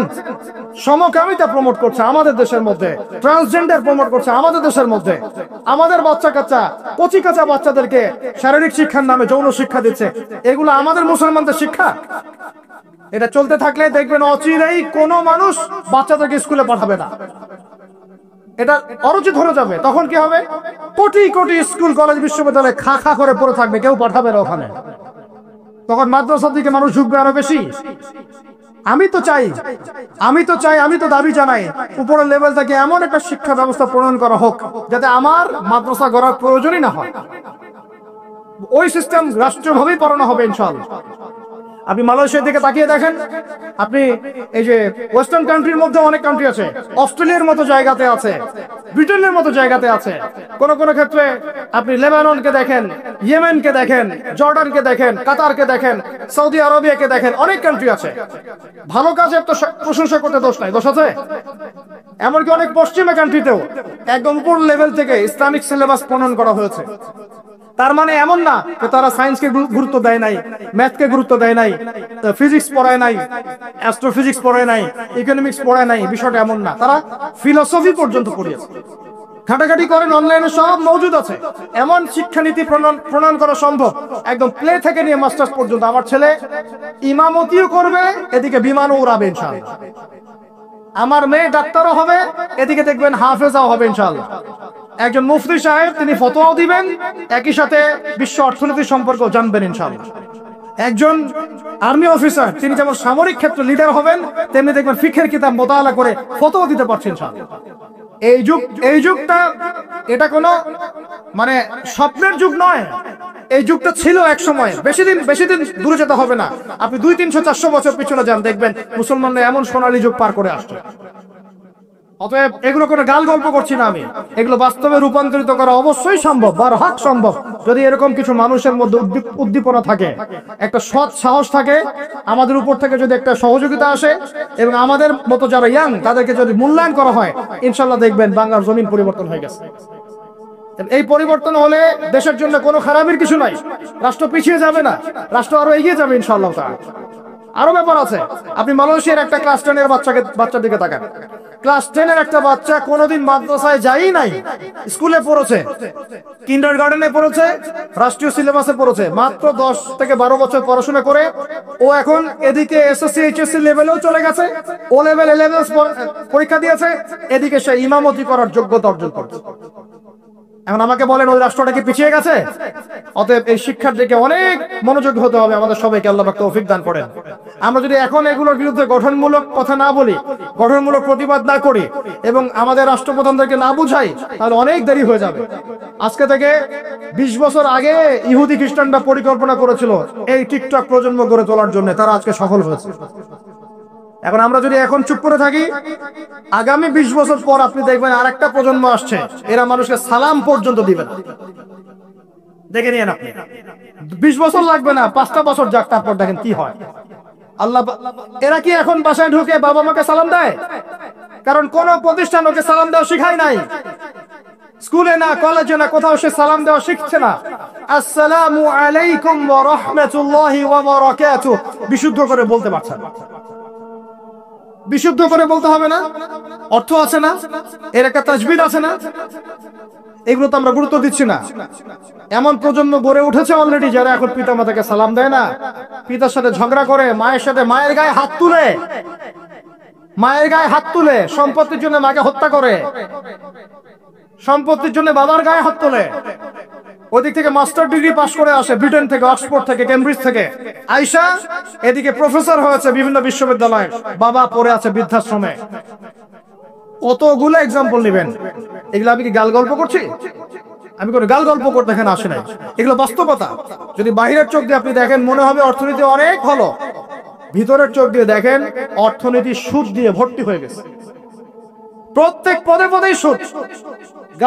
গাধাদেরকে আমি তো বুঝাতে পারি নাই, কাগজের টাকা আর এই যে আপনার এই ইলেকট্রনিক মানির কথা তো দীর্ঘদিন বলেছি, কিছু গাধা আছে এদেরকে বুঝাতে পারি নাই। এর মধ্যেও সুদ আছে, এর মধ্যে কি আছে? আর আমি কখনোই বলি নাই যে কাগজের টাকাটা হারাম। মিথ্যাচারে এরা যে পরিমাণ হাদিস জাল বানায়, এদের চেয়ে বড় জাল বানানো কর কেউ নাই বাংলাদেশ। একটা কথাকে ঘুরাই ফিরে এমন ব্যাখ্যা শুরু করবে যে আপনি বিভ্রান্ত হয়ে যান। একটা ইমোশন প্রকাশ করবেন, উহুদের প্রান্তে দাঁড়িয়ে একটা ইমোশন প্রকাশ করবেন, ও বানাই দিবে ও জান্নাতের ঘ্রাণ পেয়ে আসছে। আপনি বলবেন যে কাগজের টাকা নয়, মনিটরি সিস্টেমটা হারাম, ও বানাই দিবে ও বলেছে কাগজের টাকা হারাম। আপনি বলবেন যে আপনার যদি গান শুনতেই হয় তাহলে একা একা শোনেন, আমাকে শোনাচ্ছেন কেন, ও বানাই দিবে ও গান একা শোনা জায়েজ বানাই দিছে। এত খবিস, এত খান্নাস, এদের চরিত্রটা চিনতে পারতাম না আমরা যদি গাজাই শুনে আসতো। আল্লাহর কসম আমিও কিছু কিছু জায়গায় এদেরকে কোনো কোনো ক্ষেত্রে ভালো মনে করতাম। আল্লাহর কসম গাজাই শুনে আসলে আমি বুঝতে পারতাম না এদের ভিতরে কত মুনাফিকি আছে। আল্লাহ পাক আমাদেরকে মুনাফিকদের থেকে হেফাজত করেন, মাজলুম ভাইদের সাথে থাকার তৌফিক দান করেন, জালেমদের পক্ষপাতিত্ব করা থেকে আল্লাহ হেফাজত করেন। নির্লজ্জদেরকে দেখেছেন? নির্লজ্জরা এখনো বলেছে আইয়ুবী রাহিমাহুল্লাহর আকীদা ঠিক ছিল না। বলি নাউযুবিল্লাহ। আর আইয়ুবী রাহিমাহুল্লাহ যে ঘোড়ায় চড়ে জিহাদ করেছেন, ওই ঘোড়ার খুরের নিচে যে পরিমাণ মাটি ছিল, তোমার মতো হাজারটা মাতখালিকে ওই জায়গায় নিয়ে গেলেও তার সমপরিমাণ হবে না কখনো ইনশাআল্লাহ। আইয়ুবী রাহিমাহুল্লাহ যে তরোয়াল দিয়ে যুদ্ধ করেছেন, ওর এক ফোঁটা রক্তের দাম তোমাকে বিক্রি করলে হবে না ইনশাআল্লাহ। তুমি তার আকীদা নিয়ে প্রশ্ন তোলো, নির্লজ্জ কোথাকার। একজন বলেছে ফিলিস্তিনিরা মাইর খাবে না কেন, ইহুদিদের সাথে থাকতে থাকতে নাকি ওদের মতোই হয়ে গেছে। নাউযুবিল্লাহ, আল্লাহ মাফ করেন, আল্লাহ হেফাজত করেন। একজন বলেছে যে হামাস ইহুদিদেরই হাতে তৈরি করা, বিচ্ছিন্ন হয়ে নাকি সন্ত্রাসী কর্মকাণ্ড করছে। বলার ভাষা নাই, আমি বলতে বলতে ক্লান্ত হয়ে গেছি, আর বলতে চাই না। বলার আমার রুচিও করে না, আর ভাষাও নাই। তবে এতটুকু আপনাদেরকে আমি আশ্বস্ত করতে চাই, ইনশাআল্লাহ তাআলা বাংলাদেশের হকপন্থী ওলামায়ে কেরামদের যে জামা আছে, কওমি কোরআনের ওলামায়ে কেরামদের যে হকপন্থী ওলামায়ে কেরামদের জামা আছে, প্রত্যেক বই, প্রত্যেক মেম্বার, প্রত্যেক আলোচনায় তারা আল আকসা ইস্যুটাকে জীবিত রাখবে ইনশাআল্লাহ। এটাকে আমরা জীবিত রাখবো ইনশাআল্লাহ। ওরা এটাকে ভুলিয়ে দিতে চাচ্ছে, এই জন্য নতুন নতুন ইস্যু তৈরি করার চেষ্টা করছে। খবরদার, আপনারা এই ইস্যুতে পা দিবেন না। আপনাদেরকে ভিতরে চোখ খুলতে হবে এবং মূল গন্তব্য চিনতে হবে। আল্লাহ রাব্বুল আলামিন আমাদের সবাইকে ভিতরে চোখ দিয়ে এই বিশ্বকে দেখার তৌফিক দান করে। বিশ্ব অর্থনীতিকে দেখবেন, ভিতরে চোখ দিয়ে দেখবেন, ইলেকট্রনিক মানির মধ্যেও সুদ আছে, কাগজের টাকার ভিতরেও সুদ ঢুকেছে। সামনে আসবে বিটকয়েন্স, যেটা অলরেডি চলে আসছে, আরেকটা আসবে, সেটা হলো ক্যাশলেস সোসাইটি। কি বললাম বলেন? বলদ বলবে যে ভবিষ্যৎবাণী করে গেল, আহলুল বলদ ওয়াল কিরদা, আহলুল হিমার ওয়াল কিরদা, তো এরা ভবিষ্যৎবাণী করে গেল। আরে বর্তমান সম্পর্কে তুমি খবর রাখো না বলেই তো বর্তমানকে ভবিষ্যৎ মনে হয় তোমার। এটা বহু কান্ট্রিতে অলরেডি চালু হয়ে গেছে। এই যে আমাদের অনেক ভাই ব্যবসা করে, তারা চায়না যায়, কোরিয়া যায়, উত্তর কোরিয়া, দক্ষিণ কোরিয়া যায়, ওরা দেখে আসতেছে চায়না চালু করে ফেলছে অলরেডি। ক্যাশলেস সোসাইটি মানে হচ্ছে আপনি আপনার মুদ্রাকে সংরক্ষণ করতে পারবেন না। আপনি দেখলেন খিদির আলাইহিস সালাম দেয়াল নির্মাণ করলেন, দেয়ালের নিচে কি ছিল? খাজানা ছিল। তাহলে দেয়ালের নিচে খাজানা তিনি সংরক্ষণ করলেন কেন? এতিম বালকরা যেন বড় হয়ে সেটা নিতে পারে। তাহলে আপনি চিন্তা করেন, ওই মুদ্রাটা কি ছিল? ইলেকট্রনিক মানি ছিল, যেটা তিনি সংরক্ষণ করলেন। ওই মুদ্রাটা কি কাগজের মুদ্রা ছিল, যেটা তিনি সংরক্ষণ করলেন? ওই মুদ্রাটা কি বিটকয়েন ছিল, যেটা তিনি সংরক্ষণ করলেন? তিনি সংরক্ষণ করেছেন হয় গোল্ড কয়েন অথবা রূপার মুদ্রা। কারণ এটার মূল্য কমে যাবে না, এরা 20 বছর পর বড় হলেও বাবারই সম্পত্তি ফেরত পাবে। এইটা হলো ইসলামিক কারেন্সি, যেটা বিশ্ব থেকে উঠিয়ে দিয়েছে এই IMF, ওয়ার্ল্ড ব্যাংক আর ইউনাইটেড স্টেট এবং এদের যে চালাপালাগুলো। আমরা এই বাস ওই সুর মিলাচ্ছি। ওরা কাগজের মুদ্রা দিয়ে সারা বিশ্বটাকে ডমিনেট করছে। তাও আবার এখানে আরো ব্যাপার আছে, কাগজের সব মুদ্রা আবার এক মানের না। একগুলো হচ্ছে হার্ড কারেন্সি, মানে শক্তিশালী কারেন্সি। একগুলো সফট কারেন্সি, মানে নরম কারেন্সি। বাংলাদেশের টাকা কোন কারেন্সি, হার্ড না সফট? এতটুকু তো জানেন। হার্ড কারেন্সি কি? মার্কিন ডলার, মানে মগের মূল্য। একটা কথা আছে না, মগের মূল্য। মগ কারা জানেন? হচ্ছে যারা রোহিঙ্গাদেরকে মেরেছিল না, বলে মগ। আপনারা তো জানেন না। ছোটবেলা আমাদের বাবা মারা ঘুম পাড়াতো না, খোকা ঘুমালো, পাড়া জুড়ালো, বর্গি এলো দেশে, মনে আছে? বুলবুলিতে ধান খেয়েছে, কি বলেন? তারপরে খাজনা দিব কিসে, মনে আছে? ধান ফুরালো, পান ফুরালো, কি জানি খাজনার উপায় কি, আর কটা দিন সবর করো নাকি রসুন। এখানে কি বোঝানো হয়েছে আপনি বুঝতে পারবেন না, ইতিহাস পড়তে হবে। খোকা ঘুমালো, পাড়া জুড়ালো, বর্গি এলো দেশে। বর্গি মানে এই যে মগদেরকে বোঝানো হয়েছে। ওরা উগ্র ছিল, যেখানে যাইতো এরকম মঙ্গলদের মতো ম্যাসাকার করতো, ফসল বিনষ্ট করতো, ট্যাক্স নিত, জুলুম করতো। ওইটা ভয় দেখানো হতো। ওই জন্য ওদের মূল্য, ওদের এই যে আগ্রাসনটাকে বলা হয় মগের মূল্য। মগের মূল্যের ব্যাখ্যা বুঝলেন? এলা মগের মূল্য। ওরা এখন হার্ড কারেন্সি দিয়ে মগের মূল্য কিরকম, যে সারা বিশ্বের সফট কারেন্সি গুলো আমার কারেন্সি দিয়ে নির্ধারিত হবে। মানে আপনার 100 টাকা সমান সমান ওর $1 মগের মূল্য। কেন আমার 1 টাকা সমান সমান তোমার $1 হতে পারে না? হতে পারে না? এটা করতে দিবে না, কারণ এটা করলে আপনার অর্থনৈতিক অবস্থা অনেক সমৃদ্ধ হয়ে যাবে এবং আপনি তাদের সমান হয়ে যাবেন। আপনি যে দামে তেল কিনবেন তাকেও সে দামে তেল কিনতে হবে। তো ওরা এটা ধরিয়ে দিল।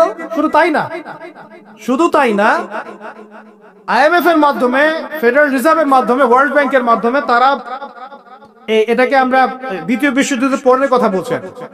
ওই সময় ব্রেটন উড কনফারেন্স হয়েছে, পরে দেখুন। ব্রেটন উড কনফারেন্স হয়েছে, মার্কিন ডলারকে সারা বিশ্বের রুলিং মানে কারেন্সি হিসেবে ওরা নির্ধারণ করবে মগের মূল্য, এবং প্রত্যেকটা কারেন্সি এর আন্ডারে নিয়ন্ত্রিত হবে এবং টাকার মান, অন্যান্য মুদ্রার মান বাড়বে কমবে এর ভিত্তিতে, আপনার প্রবৃদ্ধির ভিত্তিতে নয়। এবং তার হাতে নিয়ন্ত্রণ থেকে যাবে। যদি আপনি বেশি বাড়াবাড়ি করেন, আপনার টাকার মান তারা কমাই দেবে। কয়দিন আগে ইলেকশনের আগে একটা শব্দ শুনেছিলেন অনলাইনে, স্যাংশন দিতে চাই, স্যাংশন, মনে আছে? হ্যাঁ, মনে আছে? কি জিনিস বুঝছেন আপনারা? কিছু ওটা বুঝেন নাই। অর্থনৈতিক নিষেধাজ্ঞা কিভাবে দিতে পারে? আপনার টাকার মান তারা কমাই দিবে। তখন 1 কেজি পেঁয়াজের দাম হবে 500 টাকা, 1 কেজি রসুনের দাম হবে 1000 টাকা, 1 ব্যারেল তেলের দাম হয়ে যাবে দেখবেন 10,000 20,000 টাকা। কিচ্ছু করতে পারবেন না। তুরস্কের মতো কান্ট্রি যখন ঘুরে দাঁড়ানোর চেষ্টা করছিল, ওদের লিরার মান তারা বাড়িয়ে দিল একদম। ওটা তো মনে হয় 12,000 পর্যন্ত চলে গেছে। ইনফ্লেশন বলি আমরা এটাকে, মুদ্রাস্ফীতি, ওটা প্রায় 12,000% পর্যন্ত বেড়ে গিয়েছিল বলি না। এগুলো জুলুম, অর্থনৈতিক জুলুম। বাইরের চোখ দিয়ে দেখলে মনে হবে সুন্দর চলছে সবকিছু, ভিতরের চোখ দিয়ে দেখা শিখলে বুঝবেন অর্থনৈতিক ক্ষেত্রে এই বিশ্বে এই জায়নিস্টরা, ইহুদি খ্রিস্টানরা সবচেয়ে বেশি জুলুম করেছে। আরো আছে, বলতে থাকলে সারা রাত যাবে। এরপরে তারা আরবদেরকে বুঝালো, ইয়া শাইখ, আরবদেরকে বুঝালো, হাবিবি, ইয়া হাবিবি, কাছে আসেন, শোনেন, আমরা আপনাদের কাছে তেল আছে, আপনারা তো তেল বয়কট করে দিয়েছেন, আর তেল ছাড়া তো আমাদের যুদ্ধ বিমান ফ্লাই করছে না। তেল কাদেরকে দিয়েছে আল্লাহ পাক? মিডল ইস্টে আরবকে দিয়েছে, ঠিক আছে? এখন হাবিবিকে বলা হচ্ছে আপনারা তো তেল বয়কট করে দিলেন। এটা করেছিল বাদশাহ ফয়সাল, বলেন রাহিমাহুল্লাহ। উনি একজন সাহসী নেতা ছিলেন, এই জন্যই তাকে গুপ্ত হত্যা করা হয়েছে। সাহসী যারা, তাদেরকে গুপ্ত হত্যা করে, এটা একটা সুন্নত, এটা মাথায় রাখবেন। খুব ট্যালেন্টেড একজন দেখবেন, খুব ট্যালেন্টেড একজন বিজ্ঞানী দেখবেন, হঠাৎ নাই, তাপাস করে মিসাইল এসে পড়ে গেল। এমন সূক্ষ্ম স্নাইপার দূর থেকে 12,000 কিলোমিটার দূর থেকে মেরে দিল, আপনার কলিজার মধ্যে ফেলে গেল। এগুলো জেনে বুঝেই আমরা প্রতিদিন সকাল করি, সন্ধ্যা করি, আলহামদুলিল্লাহ।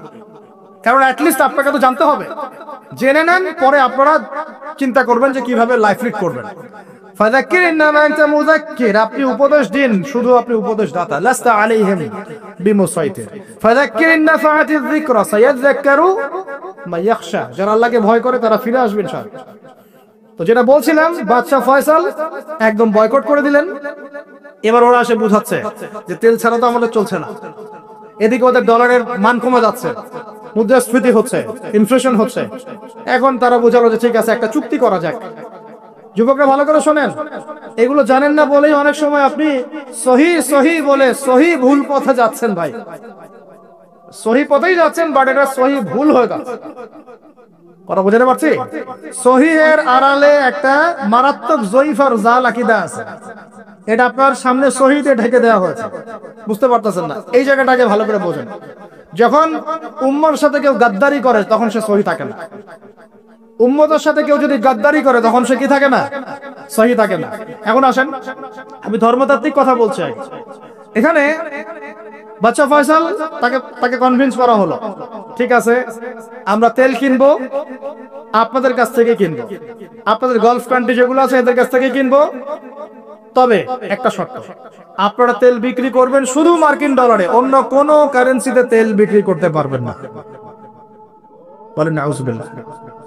আপনি বাংলাদেশ গভর্নমেন্ট যদি গিয়ে এক ব্রিফকেসের মধ্যে 1 কোটি টাকা নিয়ে যায়, বুঝেন কথা, বুঝতে পারতেছেন?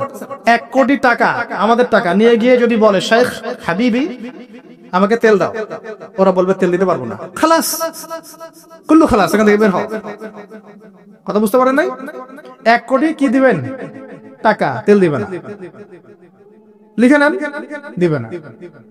কিন্তু সেই 1 কোটি টাকাকে যদি আপনি ডলারে কনভার্ট করেন, ওটাকে ডলার দিয়ে কনভার্ট করেন, করে যদি বলেন হাবিবি তেল, তখন বলবে যে আসো তাআলা ইলাহি, তেল নিয়ে যাও, খালাস, কুল্লু খালাস। এটা বুঝতে পারছেন? তেল বিক্রি করব শুধুমাত্র ডলার দিয়ে, ডলার ছাড়া অন্য কোনো কারেন্সিতে তেল বিক্রি করতে পারবো না। এটা পশ্চিমা আরবদের সাথে একটা সন্ধি করলো আর কি, চুক্তি করলো। এই চুক্তির নাম হলো পেট্রো ডলার মনিটরি সিস্টেম। বুঝতে পারলাম? Petro dollar monetary system. এর বদৌলতে আরবের মরুভূমি হয়ে গেল এখন একদম অট্টালিকার প্রাসাদ। বোঝা যায়? মরুভূমিগুলো হয়ে গেল কি অট্টালিকার প্রাসাদ, আর বাকি পুরো মুসলিম উম্মার উপর দেখেন কি দুরবস্থা নেমে আসছে। শুধু তাই না, ওই ডলার হলো একদম লিডার, কারেন্সির লিডার। এখন ওই ডলার তেলের মান নির্ধারণ করবে, আপনি টাকা দিয়ে করতে পারবেন। সারা বিশ্বের সবচেয়ে বড় অর্থনৈতিক জুলুম হচ্ছে এই পেট্রো ডলার মনিটরি সিস্টেম। এর চেয়ে বড় কোনো জুলুম হয়নি অর্থনৈতিক জীবনে। এখন অনেক ওলামায়ে কেরাম আছেন আপনারা এখানে, আমি জানি উপস্থিত, আপনারা একটু ফিকহের কিতাবগুলো মোতালা করে আমাদেরকে একটা ফতোয়া দিয়েন যে এরকম মনিটরি সিস্টেম প্রণয়ন করা জায়েজ না নাজায়েজ।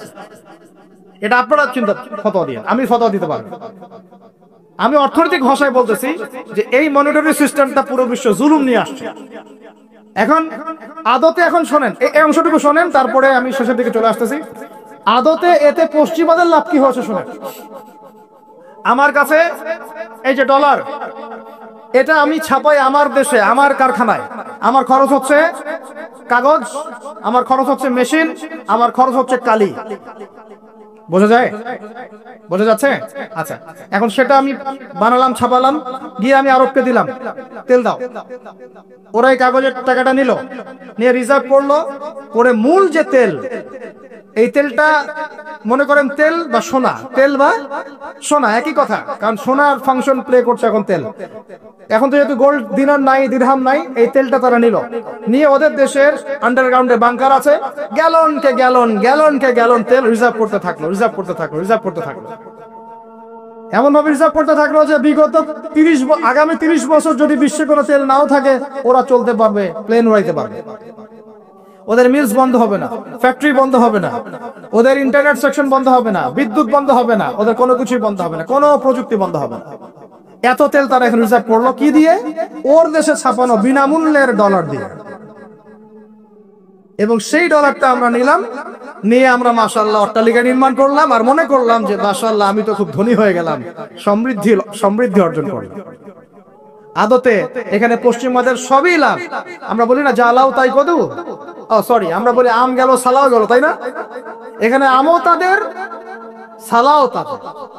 আদতে আমাদের কিছু নাই। আপনারা হাসতেছেন, এইটা হচ্ছে সারা বিশ্বের সবচেয়ে বড় জুলুম। এখন আমরা তো থার্ড ওয়ার্ল্ডের কান্ট্রি, এটা হচ্ছে যারা বড় বড় ধনী রাষ্ট্র, ওদের অবস্থা হচ্ছে এই। আর আমরা যারা থার্ড ওয়ার্ল্ডের কান্ট্রি, উন্নত বিশ্বের দিকে এগিয়ে যাচ্ছে, আমরা যারা আস্তে আস্তে, যে পথে আমাদের দুর্নীতি বাধা, আমাদের এই যে নৈতিকতার অবক্ষয় বাধা, আমাদের মধ্যে আমানতহীনতা বাধা, এই বাধাগুলো আমাদেরকে আগাতে দিচ্ছে না। তা আমাদের অবস্থা কি হতে পারে তাহলে চিন্তা করেন। যে ব্যক্তি আরাফার দিনে সওম রাখবে, রোজা রাখবে, হজ করতে এসেছে, হাজি নয় এমন ব্যক্তি, হাজিদের জন্য নয়, বাইরে যারা আছে আমরা তাদের জন্য, যে ব্যক্তি আজকের দিনে সওম রাখবে, তার পূর্ববর্তী 1 বছর এবং পরবর্তী 1 বছরের গুনাহ আল্লাহ পাক মাফ করে দিবেন ইনশাআল্লাহ। আজকে জানেন আপনারা যে আজকে আরাফার দিন এবং হাজিরা আলহামদুলিল্লাহ আজকে আরাফার মাঠে সমবেত হয়েছে। প্রথম যে বিষয়টা বলবো যে এই দিনটার কসম আল্লাহ পাক কোরআনে করেছেন, যেটা একটু আগে আমি বললাম, শাহিদি ওয়া মাশহুদ ওয়াল ফাজরি ওয়া লায়ালিল আশর ওয়াশ শাফঈ ওয়াল ওয়াতর, জোর এবং বিজোরের কসম। এখানে জোর বলতে বোঝানো হয় কুরবানির ঈদকে, অর্থাৎ এই যেটা ঈদ উল আজহার দিন, আর বিজোর বলতে বোঝানো হচ্ছে এই আজকের দিনটাকে, আরাফার দিনকে। আর ওয়াশাহিদ মানে জুমা, মাশহুদ মানে আরাফা। কোরআনের মধ্যে আল্লাহ পাক এই আরাফার দিনকে কেন্দ্র করে শপথ করেছেন। নিঃসন্দেহে আল্লাহ যে বিষয়টাকে নিয়ে শপথ করবেন, এটা সবচেয়ে বেশি মূল্যবান জিনিসের অন্তর্ভুক্ত হয়, তাই নয় কি? এটা বোঝার বাকি নেই, এই জিনিসটা আমাদের জন্য অনেক অনেক বেশি গুরুত্বপূর্ণ। আরেকটা ফজিলত হচ্ছে কাতাদা রাদিয়াল্লাহু আনহু, আবু কাতাদা রাদিয়াল্লাহু আনহু থেকে বর্ণিত আছে সহিহ মুসলিমের 1162 নম্বর হাদিসে, নবী করিম সাল্লাল্লাহু আলাইহি ওয়াসাল্লাম বলেছেন, যে ব্যক্তি আরাফার দিনে সওম রাখবে, রোজা রাখবে, হজ করতে এসেছে, হাজি নয় এমন ব্যক্তি, হাজিদের জন্য নয়, বাইরে যারা আছে আমরা তাদের জন্য, যে ব্যক্তি আজকের দিনে সওম রাখবে, তার পূর্ববর্তী 1 বছর এবং পরবর্তী 1 বছরের গুনাহ আল্লাহ পাক মাফ করে দিবেন ইনশাআল্লাহ। আর এই দিনটাকে নিয়ে, রোজা নিয়ে অনেক কনফিউশন আমাদের মধ্যে চলে আসছে এখন, আজকে রাখবো না কালকে রাখবো ইত্যাদি। হাদিসের মধ্যে ইয়াউমুল আরাফা শব্দ এসেছে, আরাফার দিনে সওমের কথা এসেছে, ইয়াউমুত তাসি বা নবম দিনের কথা আসে নাই। এটা নিয়ে যদিও বা উলামায়ে কেরামের মধ্যে ইখতিলাফ লক্ষ্য করা যাচ্ছে, সবচেয়ে বেস্ট ডিসিশন হচ্ছে আজকেও রাখি কালকেও রাখি, সিম্পল সলিউশন। আজকেও রাখেন, আগামী কালকেও রাখেন, ইনশাআল্লাহ আপনি পুরোটা নেকি পেয়ে যাবেন ইনশাআল্লাহ। তবে আমার মত আজকের দিনে রোজা রাখাটাই আরাফার সওম, এটা আমার ব্যক্তিগত মত। যদি এর সাথে কেউ দ্বিমত পোষণ করেন, আমি তার সাথে যুদ্ধ করতে যাব না, ঠিক আছে? এরপর আসি, এই দিন একটা স্পেশাল আয়াত নাজিল হয়েছে আরাফার দিনে, স্পেশাল একটা আয়াত, সেটা হচ্ছে সূরা মাইদা 3 নম্বর আয়াত। আয়াতটা হচ্ছে আল ইয়াউমা আকমালতু লাকুম দীনাকুম। নবী করিম সাল্লাল্লাহু আলাইহি ওয়াসাল্লাম বিদায় হজের ভাষণ দিলেন, আল্লাহর পক্ষ থেকে আয়াত নাজিল হলো, আল ইয়াউমা আকমালতু লাকুম দীনাকুম, আজকের দিনে আমি তোমাদের উপরে দ্বীন ইসলামটাকে কামেল করে দিলাম। কামেল মানে কি? পরিপূর্ণ করে দিলাম, একদম পরিপূর্ণ। ইসলামের ঢোকানোরও কিছু সুযোগ নাই, বের করারও কোনো সুযোগ অবকাশ নাই। ওয়াতমামতু আলাইকুম নি'মাতি, তোমাদের উপর আমার নিয়ামতকে পরিপূর্ণতা দান করলাম। ওয়া রাদিতু লাকুমুল ইসলাম দীনান, এবং দ্বীন ইসলামকে তোমাদের উপর মনোনীত করে আমি সন্তুষ্ট হয়ে গেলাম। সুবহানাল্লাহ। এটা কিন্তু একটা কনক্লুসিভ আয়াত, মানে দীর্ঘ 23 বছর নবী সাল্লাল্লাহু আলাইহি ওয়াসাল্লাম স্ট্রাগল করেছেন, দিন প্রচার করেছেন, প্রসার করেছেন, প্রতিষ্ঠা করেছেন। এরপর আল্লাহ পাক একটা কনক্লুসিভ আয়াত নাযিল করে এই দিনটার মধ্যে একটা ইতিবাচক ভূমিকা টেনে দিলেন। অতএব এই দিনটা খুশির, এই দিনটা আনন্দের, এবং এই দিনটা ইবাদতের উদযাপন করা, এটা আমাদের সংস্কৃতি। আমি এর বিষয়ে একটু পরে কথা বলছি ইনশাআল্লাহ। এরপরে চলে আসেন, আজকের দিন একটা দুটো দোয়া আপনারা পড়বেন স্পেশালি। একটা হলো তাকবীর, যেটা আমরা দেই, আল্লাহু আকবার, আল্লাহু আকবার, লা ইলাহা ইল্লাল্লাহ, আল্লাহু আকবার, আল্লাহু আকবার, ওয়ালিল্লাহিল হামদ, এবং আইয়ামে তাশরিকের শেষ পর্যন্ত, মানে ঈদুল আযহা 3 দিন পর্যন্ত এটা পড়তেই থাকবেন ইনশাআল্লাহ তাআলা। আর সকল নবীগণের একটা শ্রেষ্ঠ দোয়া আছে, যত নবী ছিলেন পৃথিবীতে তারা সবাই যত দোয়া করেছেন তার মধ্যে একটা দোয়াকে শ্রেষ্ঠ বলা হয়। শিখিয়ে দেব কোনটা? সেটা হলো লা ইলাহা ইল্লাল্লাহ ওয়াহদাহু লা শারীকা লাহ লাহুল মুলক ওয়া লাহুল হামদ ওয়া হুয়া আলা কুল্লি শাইইন কাদির। এই দোয়াটা দিনে যে ব্যক্তি 100 বার পড়বে, দিনে যে ব্যক্তি 100 বার পড়বে, ওই দিন আল্লাহর লিস্টে ওই ব্যক্তি ছাড়া বেশি আমলকারী কেউ হতে পারবে না। তবে সেই ব্যক্তি ব্যতীত যে এর চেয়ে বেশি পড়েছে, কেউ 200, 300, 500 পড়েছে, তখন সে বেশি র্যাঙ্কিং এ শীর্ষে চলে যাবে আর কি। মিনিমাম 100 বার। আরো ফজিলত হচ্ছে 100 বার যদি আপনি পড়েন, ওই দিন শয়তান আপনাকে স্পর্শ করতে পারবেন ইনশাআল্লাহ। এবং আপনার আমলনামা থেকে 100 গুনাহ মিটিয়ে ফেলা হবে, 100 নেকি লিখে দেওয়া হবে ইনশাআল্লাহ। অতএব আজকে আমরা এই দোয়াটা পড়তে পারি, লা ইলাহা ইল্লাল্লাহ ওয়াহদাহু লা শারীকা লাহ লাহুল মুলক ওয়া লাহুল হামদ ওয়া হুয়া আলা কুল্লি শাইইন কাদির।